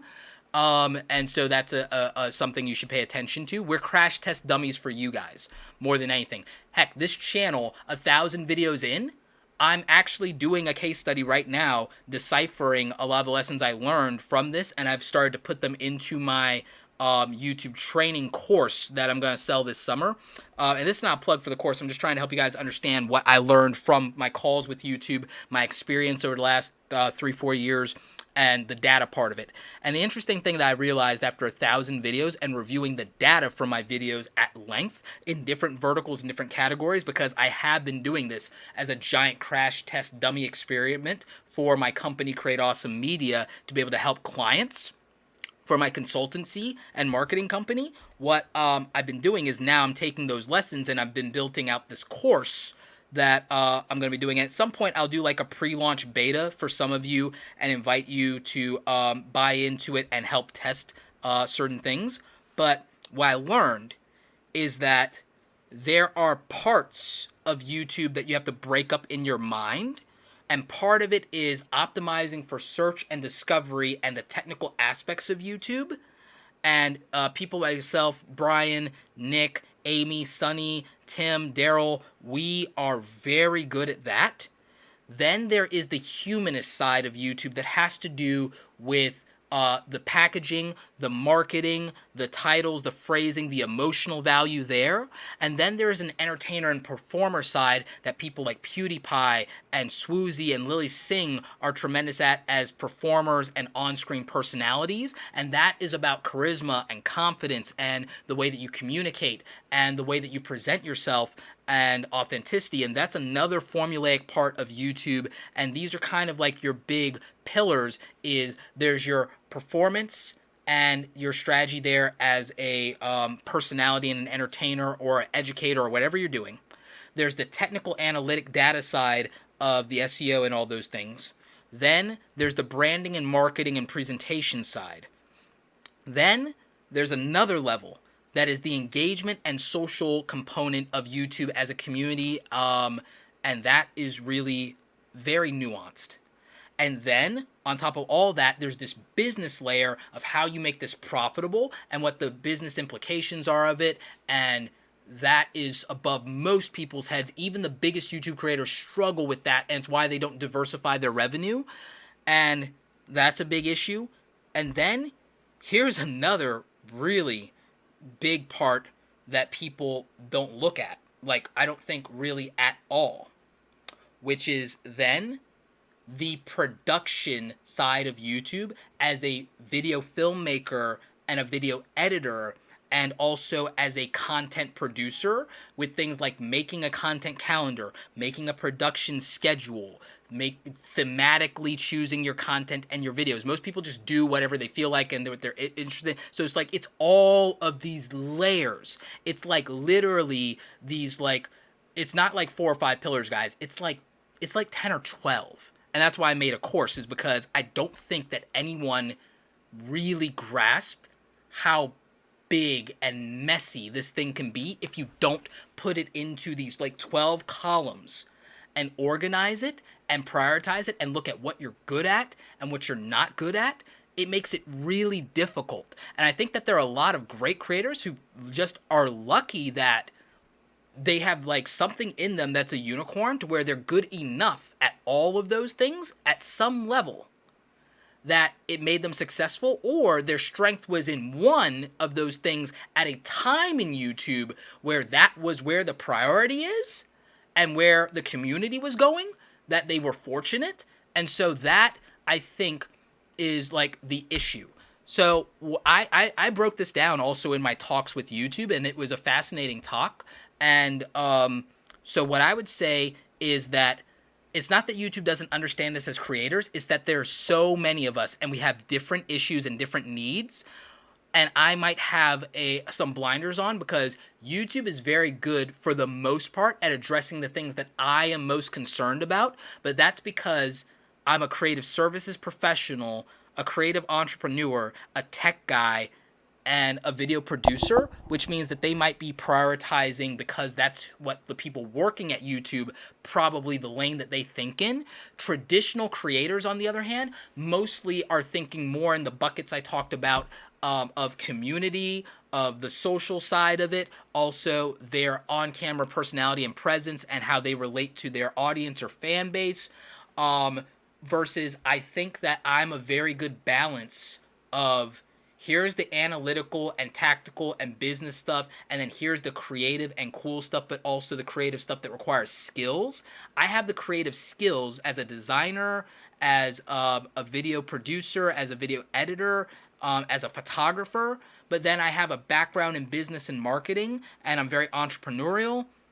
And also, I was a web designer. I was actually going to become a web programmer. I was an intermediate developer back when Flash was a thing. So, like, I'm just weird that I have those things.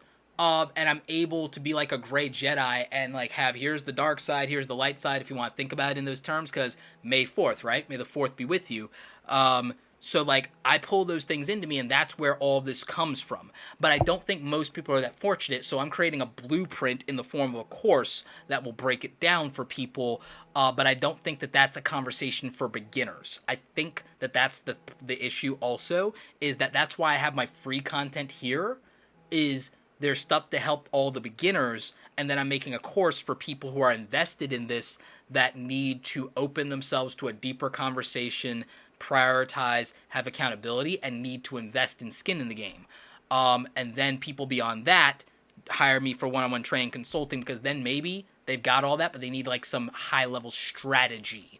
So that's the thing. I think that YouTube understands creators, but I don't think they understand all creators equally. I think that YouTube might understand weirdos like me, because I think YouTube is built and run by weirdos like me, more than anything, versus traditional creators like many of you. YouTube wasn't necessarily built by vloggers or beauty gurus or gamers or entertainers, or what have you. YouTube was built by nerds, a very specific type of nerds. YouTube is run by engineers primarily, and then their business revenue is driven by marketing and advertising. So the creative part of that and the performer part of that, I think, gets lost. And I think that they're trying to bridge that gap. And I think that they're trying to have more of those conversations. And I think that that is where things need to head. I think that that's why they need to I think that's where they need to have creator town halls. Remember I talked about doing creator town halls?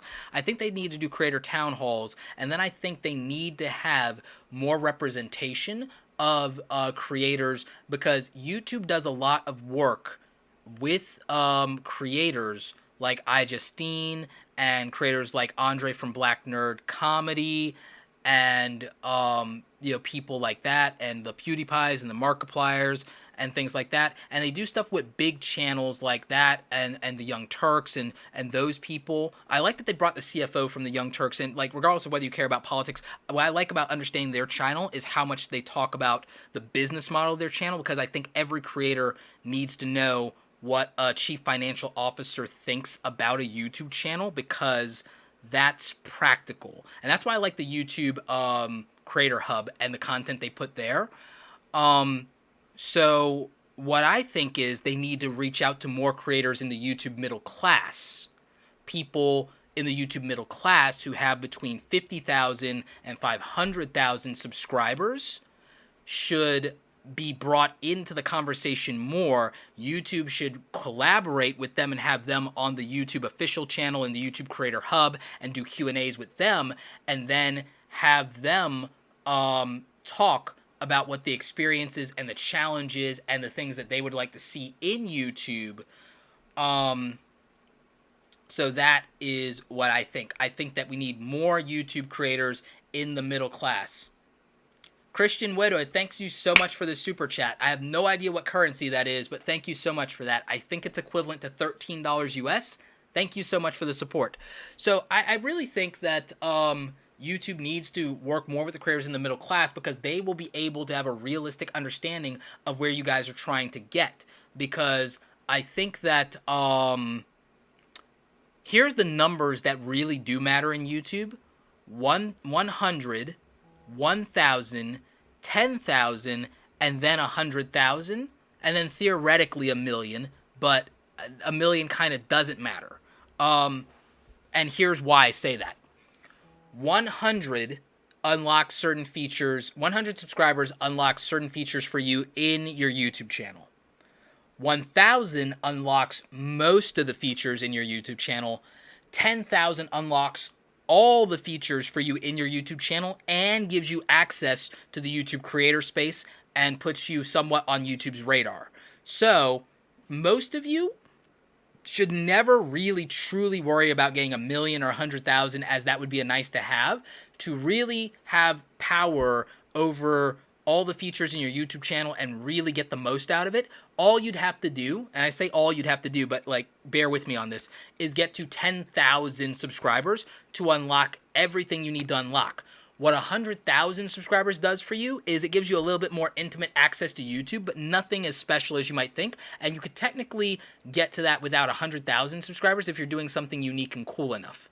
So the reason I say 50,000 to 500,000 is the YouTube middle class is because, by the way, there are channels with 5,000 subscribers that make a living off of YouTube, but they have a better business model than most people, and they're not living off of AdSense. The reason that I say that a channel with 50,000 to 500,000 is because there are channels with 50,000 to 500,000, very few of them, but some of them make more money than channels with 1,000,000 subscribers, believe it or not. Again, their business model, their niche, their economics. The reason that 50,000 to 500,000 is part of the middle class is because this is the threshold at which most people could turn YouTube in one way or another into a full-time income without being a unicorn, mostly through income diversity and also a generally healthy amount of ad revenue, but also you then have an audience that can support you, because according to my math, if you have 50,000 subscribers, and this is the calculator here, and 2% of your audience does anything for you to support you, that's 1,000 people supporting you. So if 1,000 people support you, and 1,000 people do anything for you that might represent $5 to $10 a month, which is, by the way, only 2% of your audience having your back. If 2% of your audience has your back and you have 50,000 subscribers, you would be making potentially a few $1,000s a month, maybe as much as 5,000, 10,000 a month.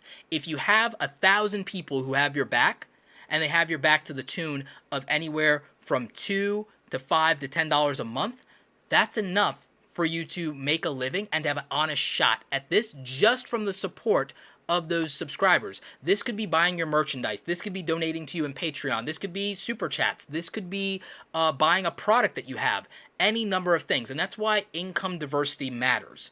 And that's why building that audience is the pathway to a full-time income. Now, where that puts you in the middle class is it also puts you in the middle class in terms of lifestyle, theoretically, in the United States as a measuring stick. But keep in mind, there are YouTubers with 500,000 subscribers that because of either where they live, all the YouTubers who get to like 500,000 think it's time to move to LA. Well, even making $5,000 in LA doesn't put them in the middle class. $5,000 in LA technically makes you poor. Roberto, how is $5,000 a month make you poor? Well, in LA, your taxes, if you were making $5,000 a month, that would put you at like $62,000 a year, which would mean you'd probably be paying almost 30% in taxes, which is a large chunk of your money. And then when you consider the fact that the cost of living in LA dictates that your monthly cost of living alone would probably, at a bare minimum, even as a single person, be about $3,000 a month. And then with taxes taking 30% of your revenue, plus you still have to invest into your YouTube business. Yeah, if you were making $5,000 a month as a YouTuber, but you went and you lived in LA to have more access to people for collabs into the YouTube space, you would be poor. Which is why YouTubers with 500,000 to 1,000,000 subscribers who move out to LA are not necessarily better off than people with 100,000 or 50,000 or even 20,000 that live somewhere more economical in the United States or abroad. So that's where this number of the YouTube middle class comes from. It's a broad range of different creators and their economics. So that makes a big difference, right? It's also why income diversity matters so much, so much. I think that YouTube, instead of just doing a lot of stuff, and it's not that they don't ever reach out to creators that are smaller, but if they did more with creators that are between 50 and 500,000 or 50 and 250,000, those creators could talk more to the reality of those of you who have 10,000 subscribers or less, because it probably is something they remember very specifically. If I recall correctly, in 2015, 2014, something like that, I had 20,000 subscribers, and now we're almost to 250,000. I haven't forgotten what it's like to be a small YouTuber. The difference is I never focused or cared about being a small YouTuber. I cared about making cool videos for the creative people like me. So while I remember that, I don't remember the struggle because I never interpreted it as a struggle. So that's the disconnect between me and some of you, is that you have an emotional value attached to that I may never have had and still don't to this day because of just our different creative philosophy, so to speak. I focus on doing the work and making the content more than what the numbers are of the subscribers or the views, because of that mattering to me in a different way. It's also partly, I think, my age, because I'm about to be 33 now. Christian Wedoy says, I have a video jumping up in browser features and suggested now and then. It had almost no views in 2 years and then 3 million views in 1 month. Now up to 8 million. Is there something I should do about that? Christian Wedoy, I would capitalize on that, meaning that I would find out where the rest of that traffic was coming from, how much of that was related to search, what videos suggested it, and I would make more videos like those suggested videos. This is another change in the algorithm as far as suggested videos being a huge priority and recommended, and that also affects what happens with the browse features and what shows up on the YouTube homepage, because it's all based in user behavior. If I watch this, I would also watch that. So I would then look at the videos that recommended that. I would make more videos like that, and I would also make more videos similar to the video that you made, and I would capitalize on it in that particular way. Dougsy Cloud, thank you for the $10 in super chat. I always love your videos. Keep it up. Yeah, thanks so much. So that's why I would go there. So yeah, I really believe in the YouTube middle class. I really believe in the YouTube middle class, and I think that too many people think that it's 1 million subscribers or bust, and that's just not true. It's just not true. Hey Roberto, PayPal.me or Patreon? I would say Patreon because it lets you interact with your subscribers more. It helps you give them perks. It helps you communicate. Are you still doing coaching? Yes, I am, but I've actually, because I've been doing coaching, taking a lot of client calls, and I haven't rescued all my emails from spam yet. So I will reach out to you about that. Just be patient with me as I am still going through all the emails. So yeah. Joseph Girardi says, when are you going to be on Ask Gary V? When Gary wants me to be. Keep hitting him up in Twitter about it. Maybe that happens. I don't know. But yeah, Gary asks me to be on the Ask Gary V show. If I'm not speaking somewhere, I'll fly out that day or whatever, or the next day, because let's be practical. I'll fly out the next day. I'll fly out within 24, 48 hours if he asks me to be on the Ask Gary V show. Allie's all about the dog. How do we hire you? Allie's all about the dog. Reach out to me on Twitter at Roberto Blake and DM me, or go to my website, robertoblake.com, and there'll be information on how to reach out to me via email. And I'm not cheap. Just saying, I'm not cheap. So yeah.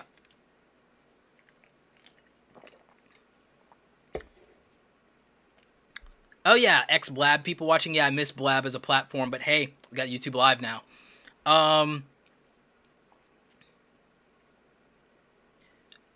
Yeah, growing a YouTube channel is not easy. I understand that it's challenging and difficult. Here's the thing, though. There are many ways to make income online. I did a video called 10 Ways to Make Passive Income Online because, guys, the YouTube channel is a great platform for me.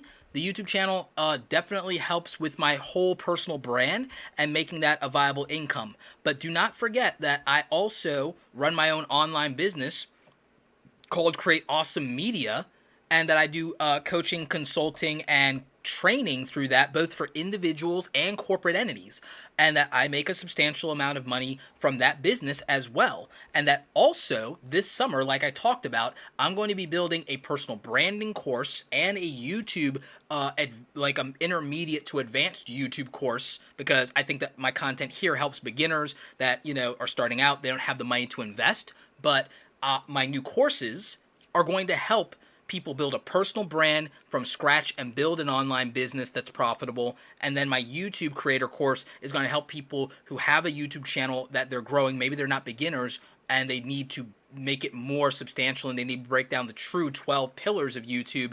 Then I think that like that business, Awesome Creator Academy, which also has a private group mentoring program too, I think that that business as a third business is going to actually be more lucrative than my YouTube channel, and it could potentially, as a product-based business, be more lucrative than my consultancy. So this third business could actually be more profitable in a short period of time of 1 to 2 years than the other two combined, even if I scale them. So just keep in mind, there are ways to make money online that are easier and faster than YouTube. Primary example would be if you had a website and you were doing affiliate marketing for Bluehost or Amazon or TubeBuddy or any number of things, you would make $100 faster on your own website than you would on your YouTube channel.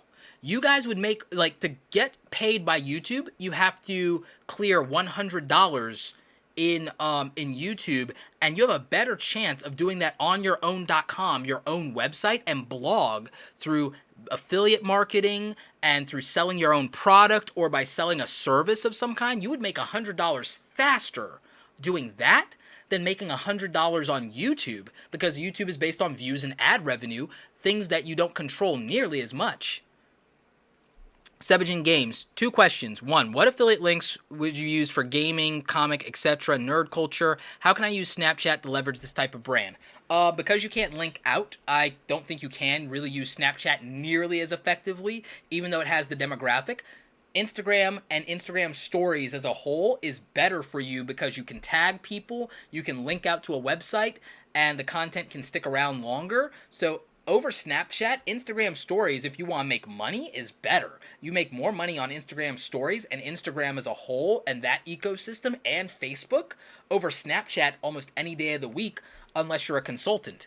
I can see consultants or personal branding people or people who do viral videos doing something, or someone with a t-shirt company could maybe, no, t-shirts would still do better on Instagram because you can link out to your web.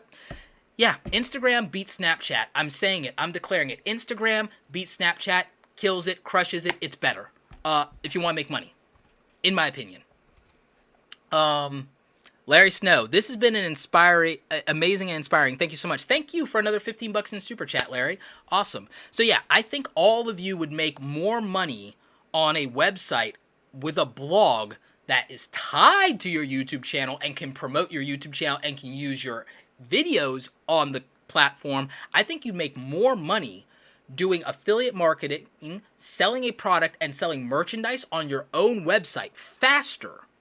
Maybe not in the long run initially, but faster than starting a YouTube channel. I think the first 3 months of your YouTube channel, if from a revenue standpoint you also focus on your website and you launch your website when you launch your YouTube channel, I think in the first 90 days, if you did it right and you did affiliate marketing, you would make probably 2 to 3 times, if not much more, in that 90 days on your website than on your YouTube channel because of it being ad revenue.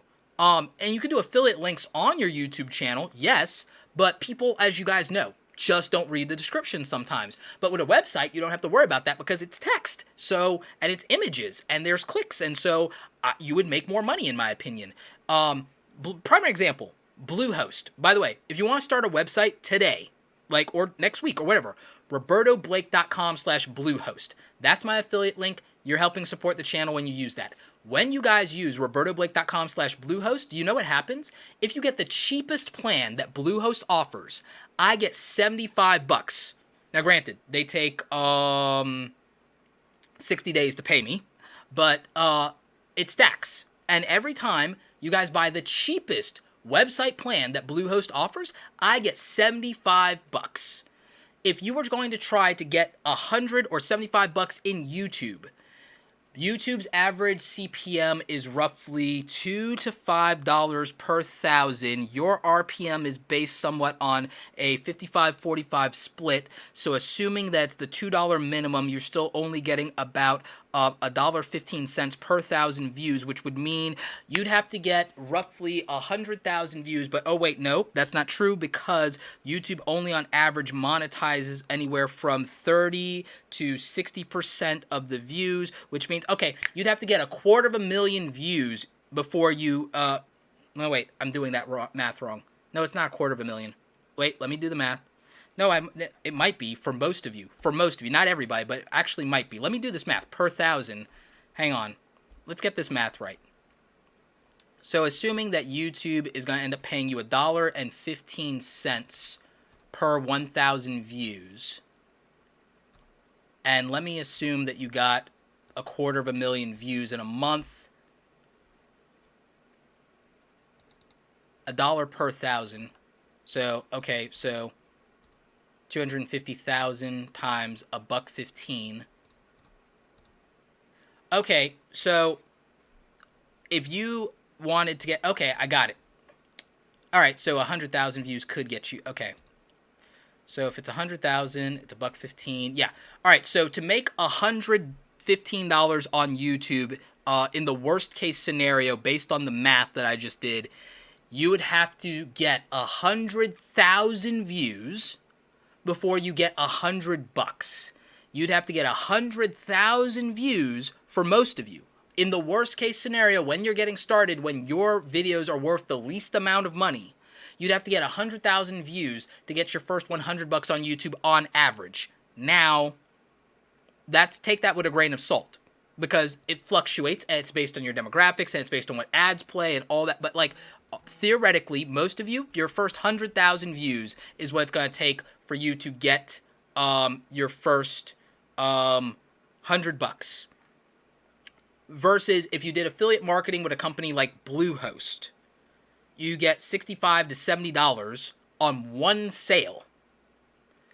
Bluehost gave me a bump because I did so much volume that I get $75. So Dugsy, that's the difference between it. So that's with a low CPM. Yes, I agree, those two dads, but I'm assuming the worst case scenario for those CPM rates. Autobot Simmer says, I thought it was based on minutes watched. Minutes watched qualifies you for a better CPM rate. It qualifies you for higher paying ads. But when you're just starting out, you don't have watch time. When you're just starting out, you don't have an audience. So, that's where the problem lies in. Now, when you get more watch time, when they've identified what your audience is, when they've identified what the appropriate ads are, and if they're distributing more ads on average across your videos, then that's when you would make more money than that. I'm assuming the worst case scenario of a low CPM threshold and a low ad distribution and a low ad payout, because for most of you, that lowest possible number is the reality. There are people who do get $5 or $10 CPM rates, but most of you, that's not you. So why would I paint the rosiest picture possible instead of what the reality is for the majority of you when you're getting started, in the worst case scenario, so that you can budget accordingly?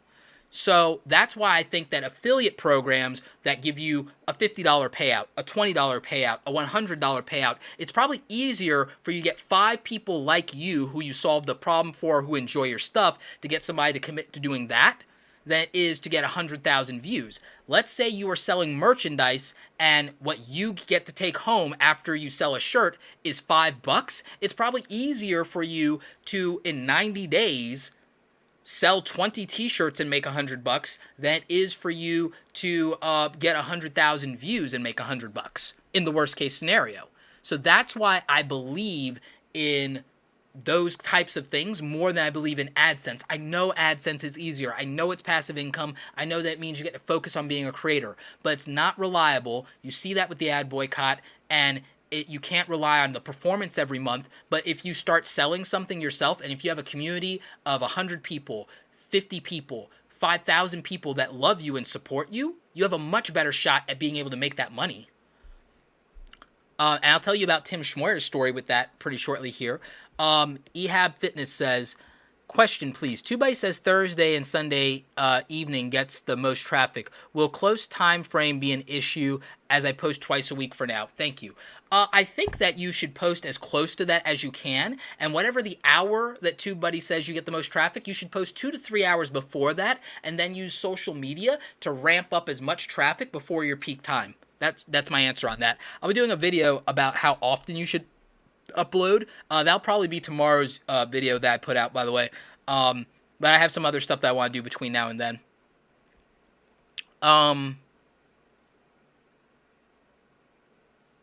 So yeah. What rate are you streaming at for this broadcast? Also, what RTMP software? I'm doing 30 frames per second. I'm using a Logitech C922X webcam, which could do up to 60 frames per second. I'm doing it at 1080p. I put a 2-second delay on it, and I'm using Wirecast, and I spent about $500 additional dollars specifically in getting a high-end router, a high-end networking card, and a high-end modem, replacing the original Time Warner modem. So I invested $500 to eliminate all latency from my streaming. I have 200 megs down and anywhere between 18 and 24 megs up. I also pay for the most expensive consumer package for Time Warner cable that you can have. I don't recommend that for everybody based on your means. I do this as a business, so for me, it was practical. And I've made the money back on all of that easily. And then I will do some videos where I actually review that hardware, so I'll definitely make the money back. But yeah, I'll break down my live streaming setup in a video, but that, for most of you, you don't want to throw that kind of money at that. And then with Wirecast, I paid $500 for Wirecast Studio. And actually they reached out. I might work with them. They might upgrade me to Wirecast Pro for free. So those are the kind of things I'm looking at.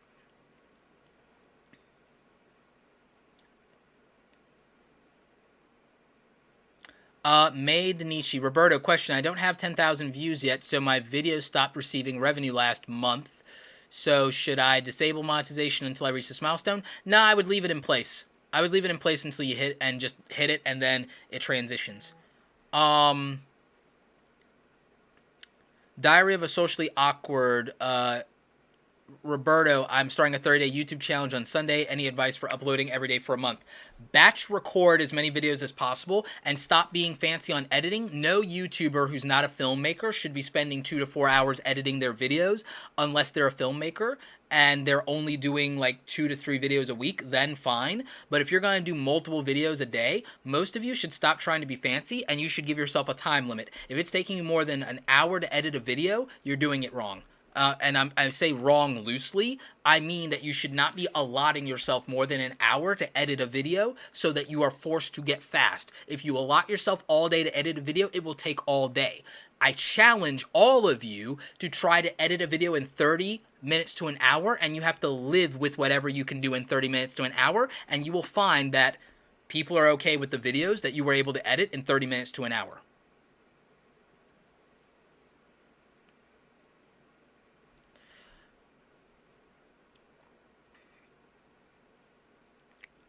Orbits the Unicorn. Hey, Roberto, you said that you should listen to 2 by when it says to upload, but 2 hours before. What if I've always been uploading at the same time each week, so now it thinks that's the best?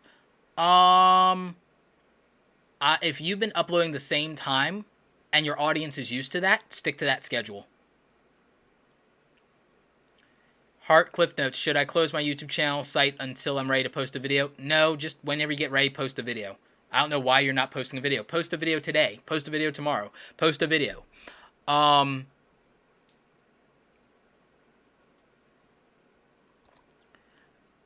Axtrex says, does YouTube really show videos of new YouTubers to viewers in the first 24 to 48 hours? Yes, it does, but it prioritizes them. Look, I'm going to say something that many of you aren't going to like. There is nothing special about being a small YouTuber. There's not. There's nothing special about being a small YouTuber. Now, granted, there might be things that are special about being a YouTuber with 1 million subscribers. YouTubers with 1 million subscribers can do non-YouTube best practices things and still get infinitely more views than all of us. But if they actually did YouTube best practices, then they would get even more. They can get away with that because they already have tens of thousands of people that are already on their notification squad and will promote them in social media no matter what. You don't have that advantage. But guess what? When they first started, they did not either. There is nothing special about being a small YouTuber because every single person on this platform starts at 0. Every single person on this platform starts at 0. And so, there's nothing special about it.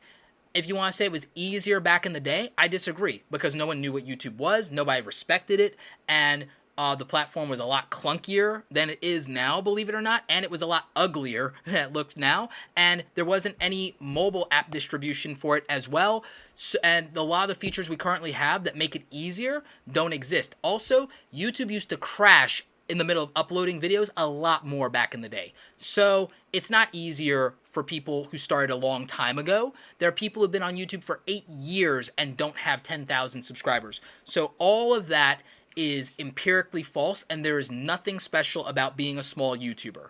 In the same way that there's nothing special about being a new entrepreneur, in the same way there's nothing special about being a 20-something-year-old entrepreneur and hustling and being a millennial, it's like, no, if somebody's 50 and they're better than you, smarter than you, hungrier than you being a 20-year-old millennial and having all that attention and social media savvy, if there's someone who's 50 and wants to learn social media better than you, and I've seen this, they will kick your butt. They will beat you.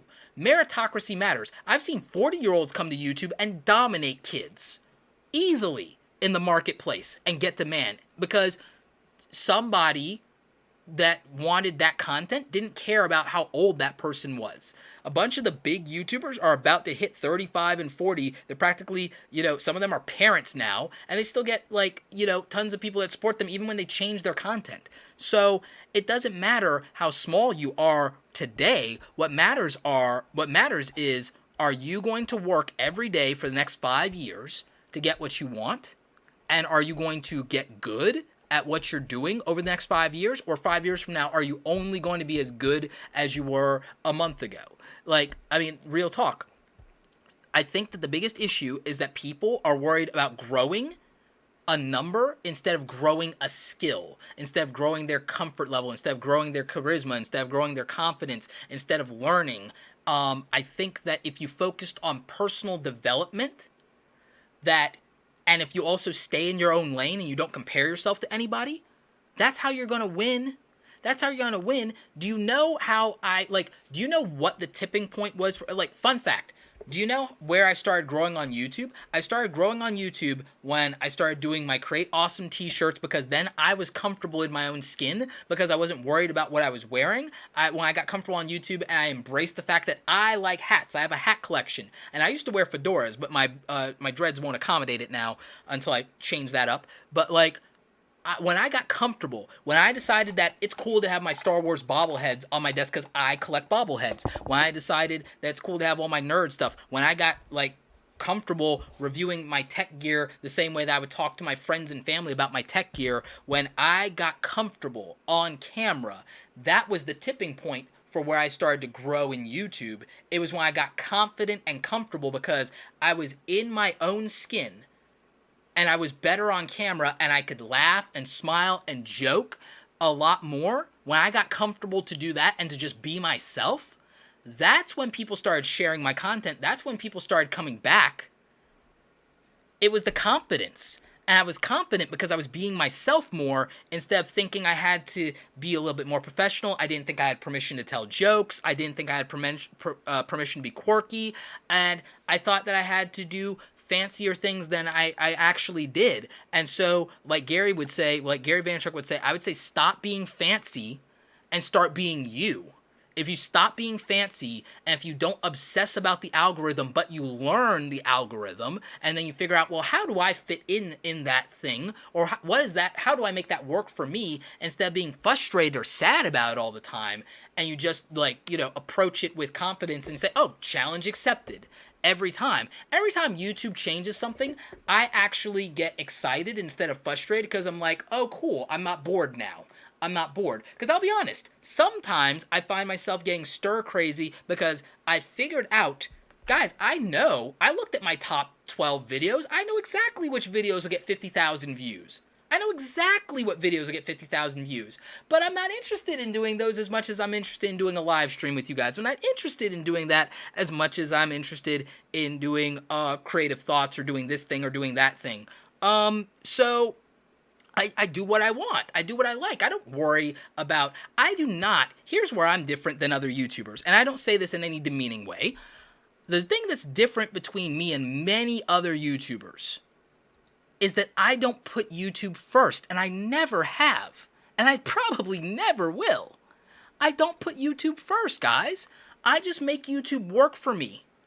And that's what I want for you guys. I want you to stop trying to put YouTube first, and I know that everyone says you have to put YouTube first to be successful, and that's how most YouTubers became successful, but let's look at that.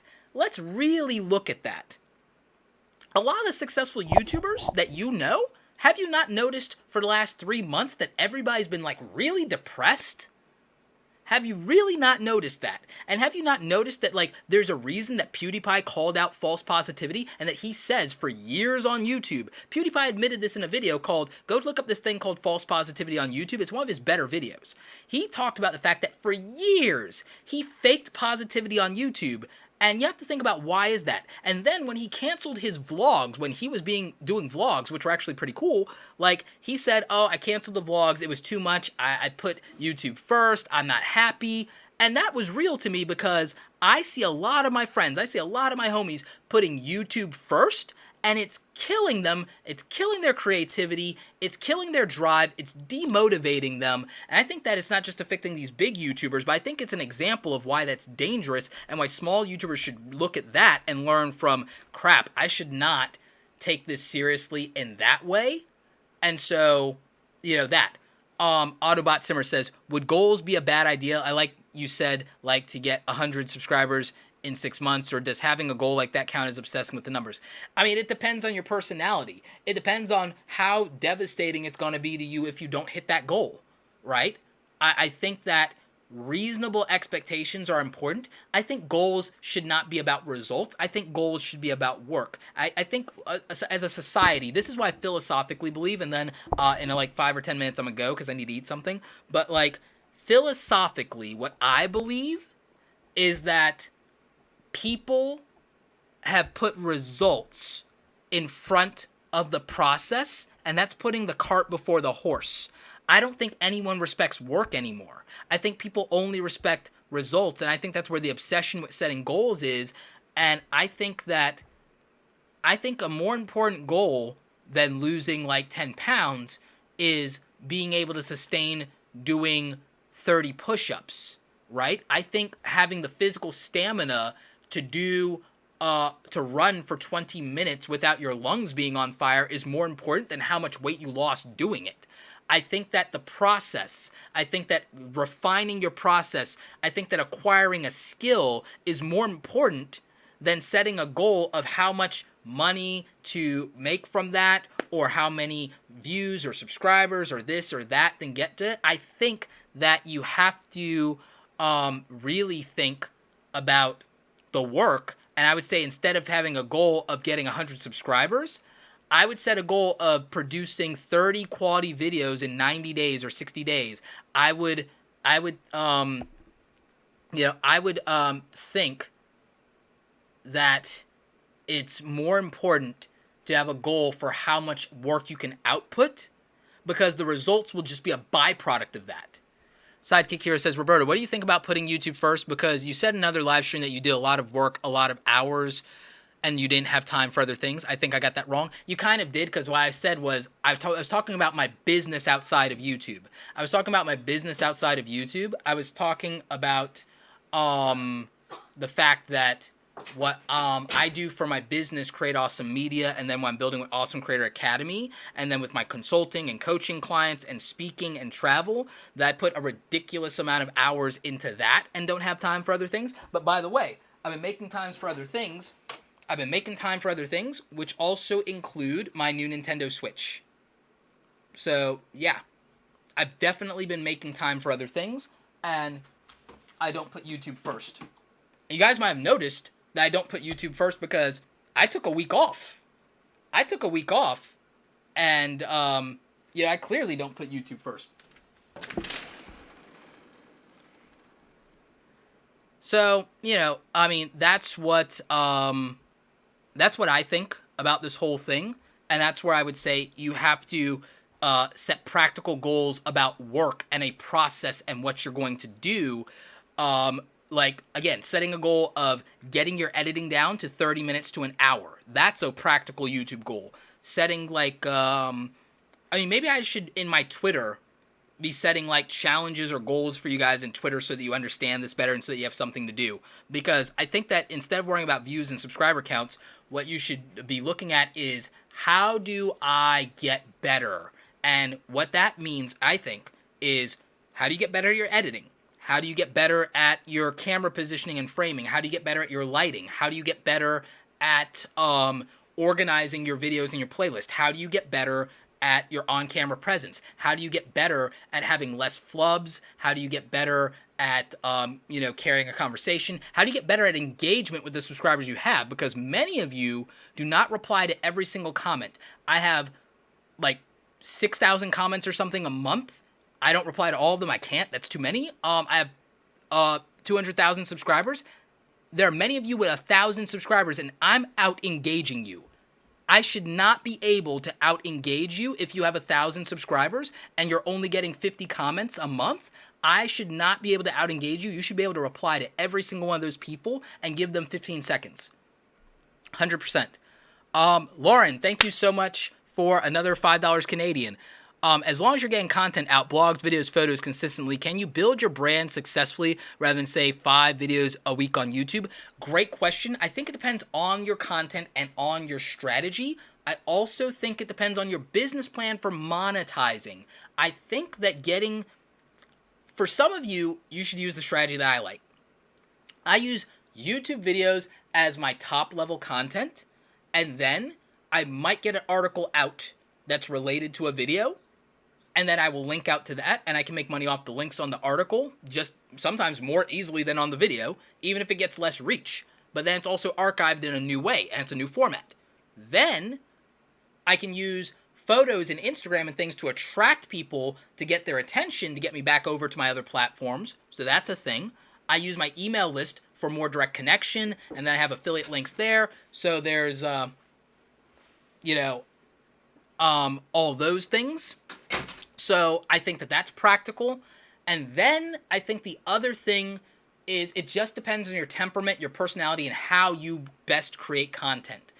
I don't think that for everyone 5 days a week on YouTube is practical, but I think if you can get to 3 to 5 days, you can do better in YouTube if you care about YouTube. But I care about the whole brand, and I believe, more than anything, more than the sun will come up tomorrow, I believe in read, watch, listen. I believe in read, watch, listen, if you can pull that off.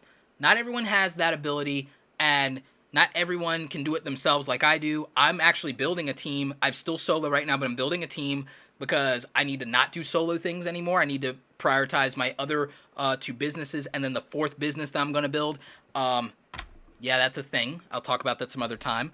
But serial entrepreneur at work. But the practical thing is, from my point of view, to focus on your entire brand. Too many of you put YouTube first.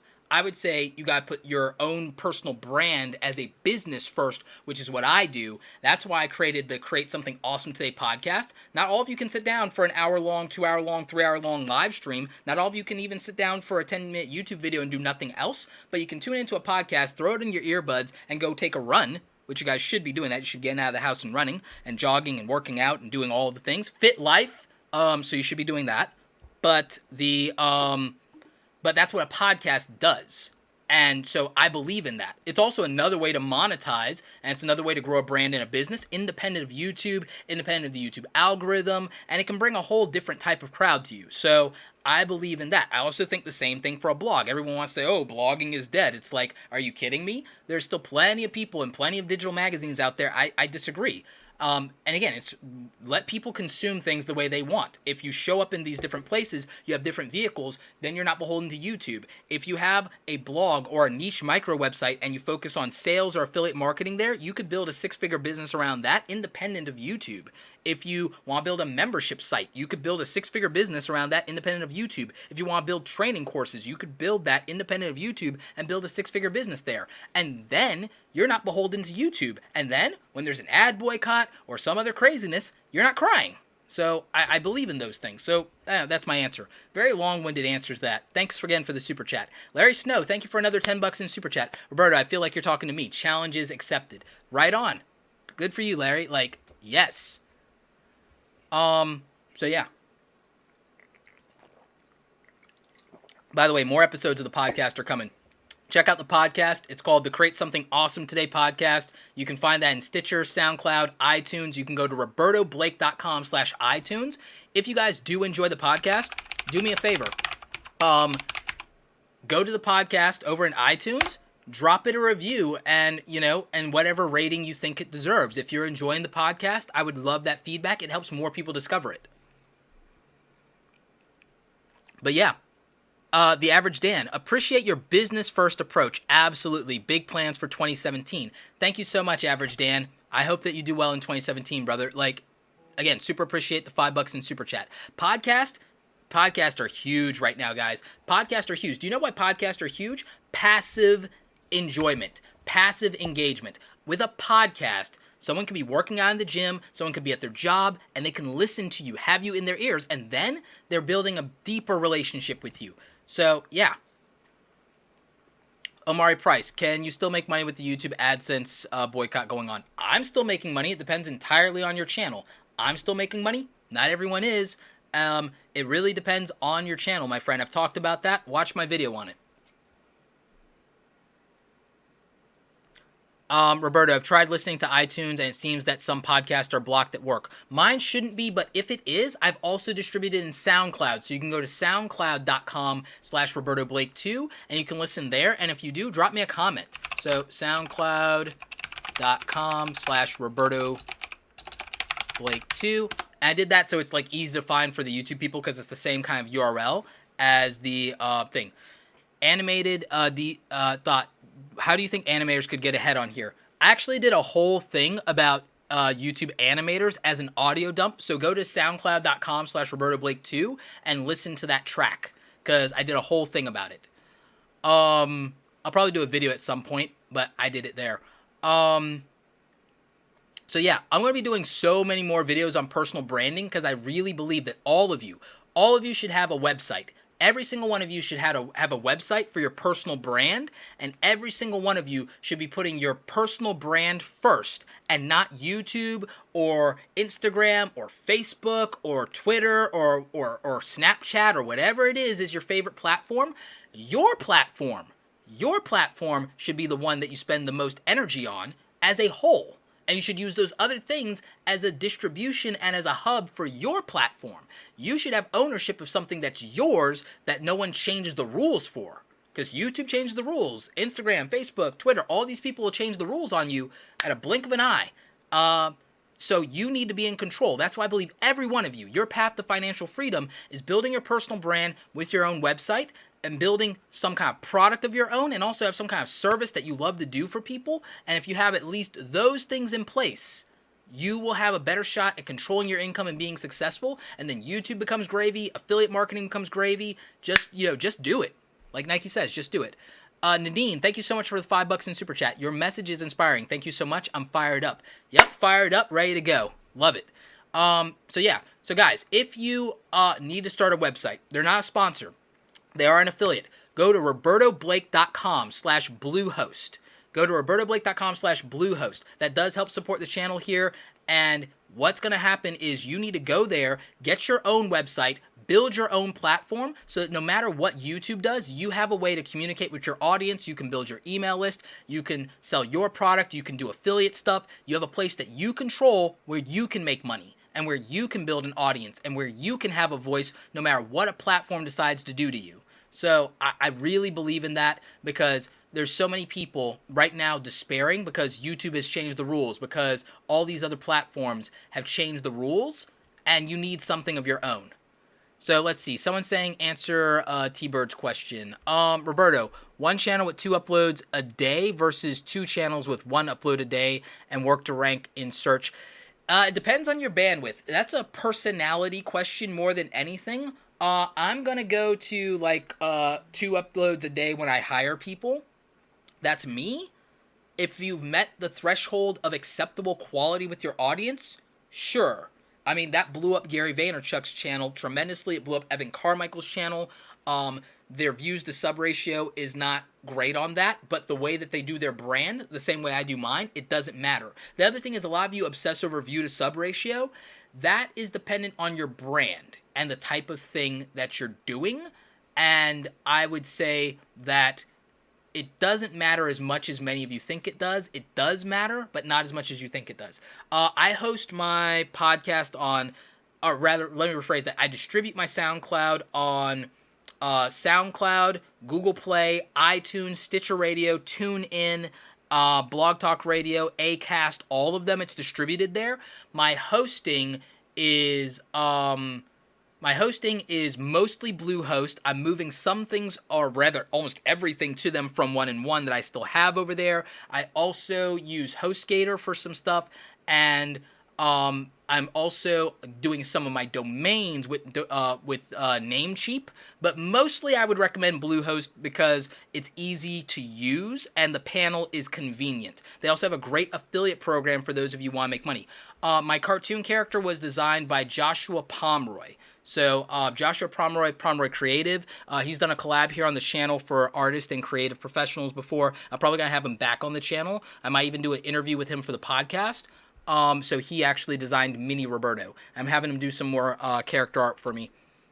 Joshua Crawford, thank you so much for the $5 super chat. Thank you so much for your wisdom on my video from Twitter. I've updated my thumbnails and SEO and uploaded another lesson 10 seconds ago. Thanks so much. Oh, thank you. Yeah, glad that's working out for you. So, yeah, I don't like 2 videos a day, 1 video a day on 2 channels. It all depends on the audience and what your business model is. It's down to that. Lauren asked, Roberto, would you upload your YouTube videos directly to your website because you can't control YouTube, or would you post or embed them via the YouTube link? I wouldn't because of bandwidth. I would embed them from YouTube, but then I would consider having a backup in Vimeo and then do that.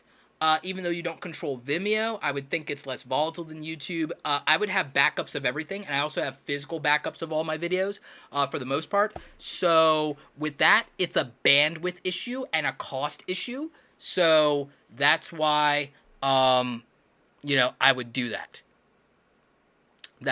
So yeah. Will this video be recorded? Yeah, this video will go up. It takes YouTube 2 hours to process this, so yeah. Sidekick Heroes. Roberto, what if it takes me a whole week to make a video and I upload weekly, meaning no free time? What would you recommend? Either YouTube first or Sidekick Heroes. Stop being fancy and stop taking a week to make a video. Figure out how to make a video in less than a day and figure out how to edit it in an hour and stop being fancy. That's my answer. Not even kidding. Not even kidding. You should not be taking, if you're not a filmmaker, you shouldn't be taking a week to make a video. That's my real answer. Trucker Bay, what do you think about Wix? If you don't like coding, Wix is a great alternative. RobertoBlake.com/Wix. But I would recommend that if you're not going to do Bluehost, just because for many of you, just getting something up matters, and you can at least design that yourself pretty easily with drag and drop tools. So Wix is actually pretty cool for that.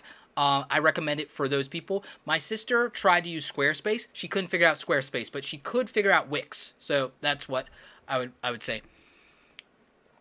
Naravo Media says, doesn't having a website cost money? If so, are there any free ways? There aren't any really good free ways to do a website. I mean, theoretically, Wix has a free tier of hosting, but then you don't have your own .com. It's not that much money. It's like $3 to $5 a month.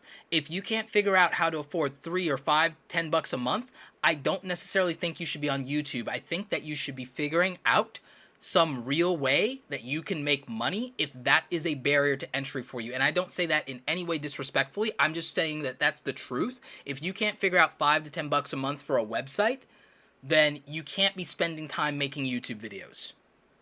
You should really rethink the priority of what you're doing if that's the case. That's my answer. Marks Media. I'm about to go full-time with my animation business. Any tips?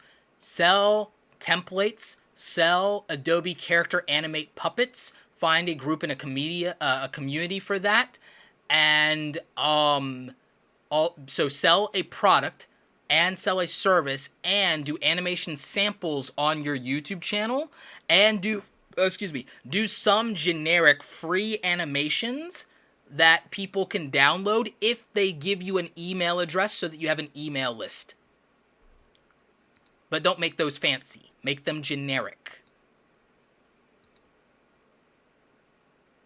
Have my YouTube earnings performed the last 2 months? They've been fantastic. Ad boycott, not negatively impacting me. What are your thoughts on Weebly? Not really a fan of them. I just don't like how clunky their stuff is. Eddie04TV, what is the best approach to brand related to domain extension? Currently there's a .com, but what about .me, .tech? .com is what most people think of and associate with professionalism. The best domain URL is a .com. Roberto, if I have an active audience with 250-ish subs, should I start working on creating a personal brand or make more content and create more first? Also, what skills would be marketable for it? You have a personal brand whether you are actively doing something with that or not. It's just a matter of, are you leveraging it? First, think about defining your personal brand. Watch my video with Amy Schmittauer about that, about 5 ways to define your personal brand. Figure out what your personal brand is. You should have a website no matter what. And so you should build that. And then you should figure out what it is that you want to market and promote about yourself. That's what you need to figure out. Anything on FBA? What, Facebook ads? Is that what you're talking about? Like, you gotta clarify.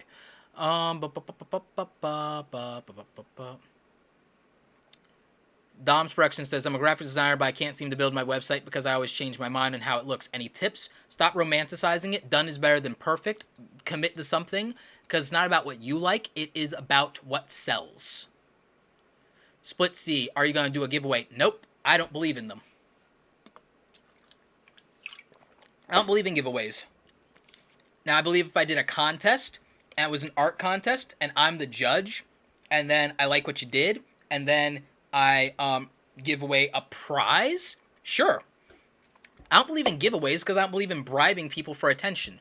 Now, I'm not judging any YouTubers who do giveaways. I just think that usually new people subscribe and new people win, and that doesn't reward people who've been loyal to you the whole time. So that sucks for people who've been around for 2 or 3 years, that someone's been around for 2 weeks, signed up because of a contest and won. So I don't like that. That's why I don't like about giveaways. The other thing is I don't like the idea of bribing an audience. And I think shout out videos do the same thing. Um, and so I don't like that. But if you guys do a contest that's an art contest or a filmmaking contest or a photography contest, and I hosted that, and I got a sponsor to throw some product at you guys for that, and that's different. Maybe we come up with something like that in the future. We'll see. I have to figure out how I want to do that. But that's the kind of thing I believe in, is I'd rather do a contest where you actually have to make something and compete. No participation trophies. No. That's the other reason I don't like giveaways. Giveaways is like a participation trophy. Now, I get that some people say, oh, well, I just want to reward people for supporting me, and I understand their intention there. But I think the execution of it in the YouTube community is flawed in major ways. Not to mention, most people aren't reading what the YouTube terms of service are for giveaways and contests in the first place and not adhering to them, and I think that's dangerous. So I think that, first of all, before anyone thinks of doing a giveaway, read the FTC's rules on that. Number one, read YouTube's terms of service on that, and then figure out a practical way to do it for your followers. So I don't believe in giveaways. That's my answer. Let's see. Joshua Crawford, thank you for another $5 in Super Chat, man. I just got a notification that I got over 100,000 minutes in watch time since I started live streaming once a week. How hyped should I be? Very, because that's hard to do. That's hard to pull off. Congrats on that. That's like a bunch of watch time. So, Autobot Simerax, does a gaming channel need a website? Look, I think everybody needs a website because you're thinking about your YouTube channel first. You're not thinking about your brand. So figure out what it is you really want. Like, what do you want for the next 5-10 years? Because a lot of you are just thinking about how many YouTube subscribers you want or what goals you have for your channel. What do you actually want for yourself as a human for the next 5 to 10 years? I mean, I did not start this YouTube channel to do that. I didn't. I started this YouTube channel based on goals I had as a creative professional and then a creative entrepreneur and as a human, and I still am working more on that. Guys, do you realize there's only one reason I'm contemplating seriously trying to see if I would hit 1 million subscribers in the next 3-5 years? I'm only thinking about that for one reason, because if I do it, I'll prove that creative channels that do a niche thing and do diversity and don't put YouTube first can win in a big way. It puts me in a minority of business people in the YouTube community, and then it gives me leverage to get more people to take certain things seriously. Because some people naively think that 1 million subscribers means you're smart. Fine. Because it doesn't, by the way. It just doesn't. But fine, if people believe that and I got 1 million subscribers, I could then use that platform to get people to listen and to take things seriously that will positively impact their lives. So maybe I will take that seriously. Maybe I will go after that number. But notice that had nothing to do with feeling like I want to be YouTube famous or even like cashing in on that or any of those YouTubery things and everything like that, because I guarantee you that if I got 1 million subscribers, it would still be hard for the type of content I make to get 10,000 people to watch it. I still guarantee you that I would get 1% to 2% of that collective 1 million people to watch a video. I guarantee you that that's true, because of the way that I want to make content to help one individual person at a time that might represent 1,000, 2,000, 5,000 people, instead of making what's called hub content, which is what most YouTubers do. No offense to anybody that does that, by the way. I love those videos. But most people make videos that they know the majority of their subscribers will like and will love. The reason that I went from 20,000 to 200,000 in like a 2.5 year span is precisely because I make videos to solve a specific problem every day for somebody out there that I may not have reached yet, instead of only catering to and pandering to my core community. If I did more hub content, I would get 30% or more, like some people, of my viewership to watch. The average in YouTube right now of view to subscriber ratio is 6%. YouTube would prefer you to have 10%, but on average, it is 6%. Big YouTubers like PewDiePie sometimes can squeak out 10% of their audience watching a video, but for most people, it's less than 6%. That's the new data. So a niche channel that also may be doing how-to content, it is usually going to be less, unless they're very narrow. You'll notice that Tim Schmoyer and Daryl Eves, for example, on average, don't necessarily get 10 or 20% of their audience to watch their videos. Even Nick Nimmin doesn't necessarily get 20% of his audience to watch his videos, and all of his stuff right now is about YouTube. So that's real. The way the algorithm works, the way user behavior works, that's just how it is. So I think that, I think that the real deal is that you can't focus on those kind of things. You have to have a bigger goal beyond YouTube of what is the thing you want for the next 5 years. Because if you think about it, a lot of people who are unhappy with their job, it's because that job gets them their paycheck right now. But if you ask them what their ideal life would look like over the next 5 or 10 years, it usually has little to do with the type of job that they're doing. It has very little to do with the job that they're doing if they planned their life for the next 5 or 10 years. Many of you, the YouTube stuff that you're doing right now may or may not, or what you're trying to do, may or may not have anything to do with you as an individual, what your goals are for the next 5 to 10 years. So that's real. So I think that if you think about what is your end game, what is it that you want in the long term, but then you quantify that into an execution plan of the next 5-10 years, I think you're better off. I think you're happier with that. I think it's a more practical thing to do than just focusing on YouTube. It's like, what do you want? I wanted to build my business, be a creative entrepreneur. I wanted to influence the creative community. I wanted to get creatives to think differently about their careers. And thus, I wanted to do a YouTube channel around creativity and Photoshop and design and photography and video production and editing, and then social media, because I also had feelings about that. And then I was creating stuff on YouTube and I wanted to share that journey with you guys. So I just really think that you should focus on your long-term goals, and how does being on YouTube get you that? How does YouTube get you what you want for the next 5 years? So, I mean, that's my answer. I know it's a super long-winded answer, but I mean, that's my thing. It's like, what does views and subscribers do for you as a human for the next 5-10 years? What does it really do?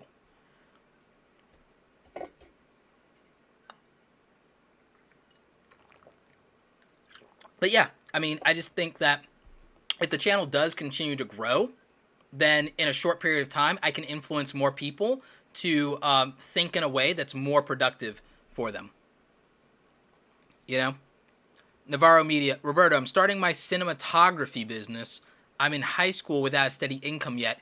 Do you think I should prioritize the website, branding, or should I start free with Craigslist? If I were you and I was starting a cinematography business, I wouldn't go to Craigslist because it's a little sketchy. What I would do if you have a cinematography business is I would reach out to your network of your friends and family, find out who has a wedding coming up and get a couple of bucks to do that wedding, get a few $100 to do that wedding and prove yourself, build your reel. I would do a YouTube channel and try and monetize that and build up your skills and your chops there and talk about your journey. I wouldn't put yourself as a professional cinematographer. I would put yourself as someone who's learning cinematography as a student and starting out as a new filmmaker. And then what I would do after that is, by going to my network of friends and family and building up a portfolio and a body of work and making some money, I would then, save that money. And then I would also start reaching out to small businesses, do a little bit of free work, but then go to paid work for them using that body of work. Then I would continue to grow that over and over and over. And if you're going to college, I would freelance and do that in college. I would see if you could do work for the college, and then I would do that kind of stuff. And then because you have that money, you can invest in building your brand. So that's my answer. So that's my answer. Anyway, guys, that's it. Thank you guys so much for tuning in. This has been a long one. I really only meant this to be an hour. You guys always do this to me. You always gonna make me go deep. No, I meant for this to be an hour so that I could get back to video editing and emails and all the things. And you guys made me do this much longer than I intended. But I appreciate you guys. Thank you so much for all the amazing questions. Thank you, everybody who donated in Super Chat.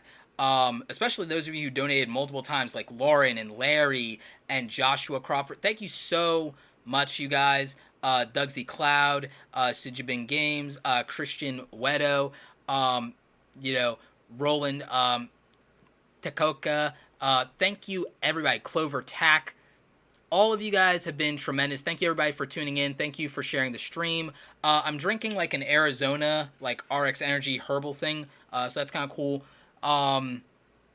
Thank you. Are these always on Thursdays? No, these are once a week whenever I could fit it in. I just picked Thursday today. I will theoretically at some point come up with a schedule. But anyway, thank you guys so much. Appreciate it. Thanks for hanging out with me. Thank you for all the tremendous questions. The replay of this will probably take 3 hours for YouTube to process. Not even kidding. So yeah.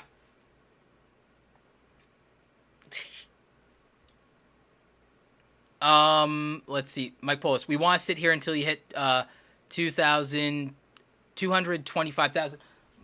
Oh, crap. Really, Mike? No, I don't think we're going to do that. So yeah. Thanks, guys, so much. Remember, go out there, create something awesome today, build your personal brand, and for those of you who still need to start a website, robertoblake.com/bluehost.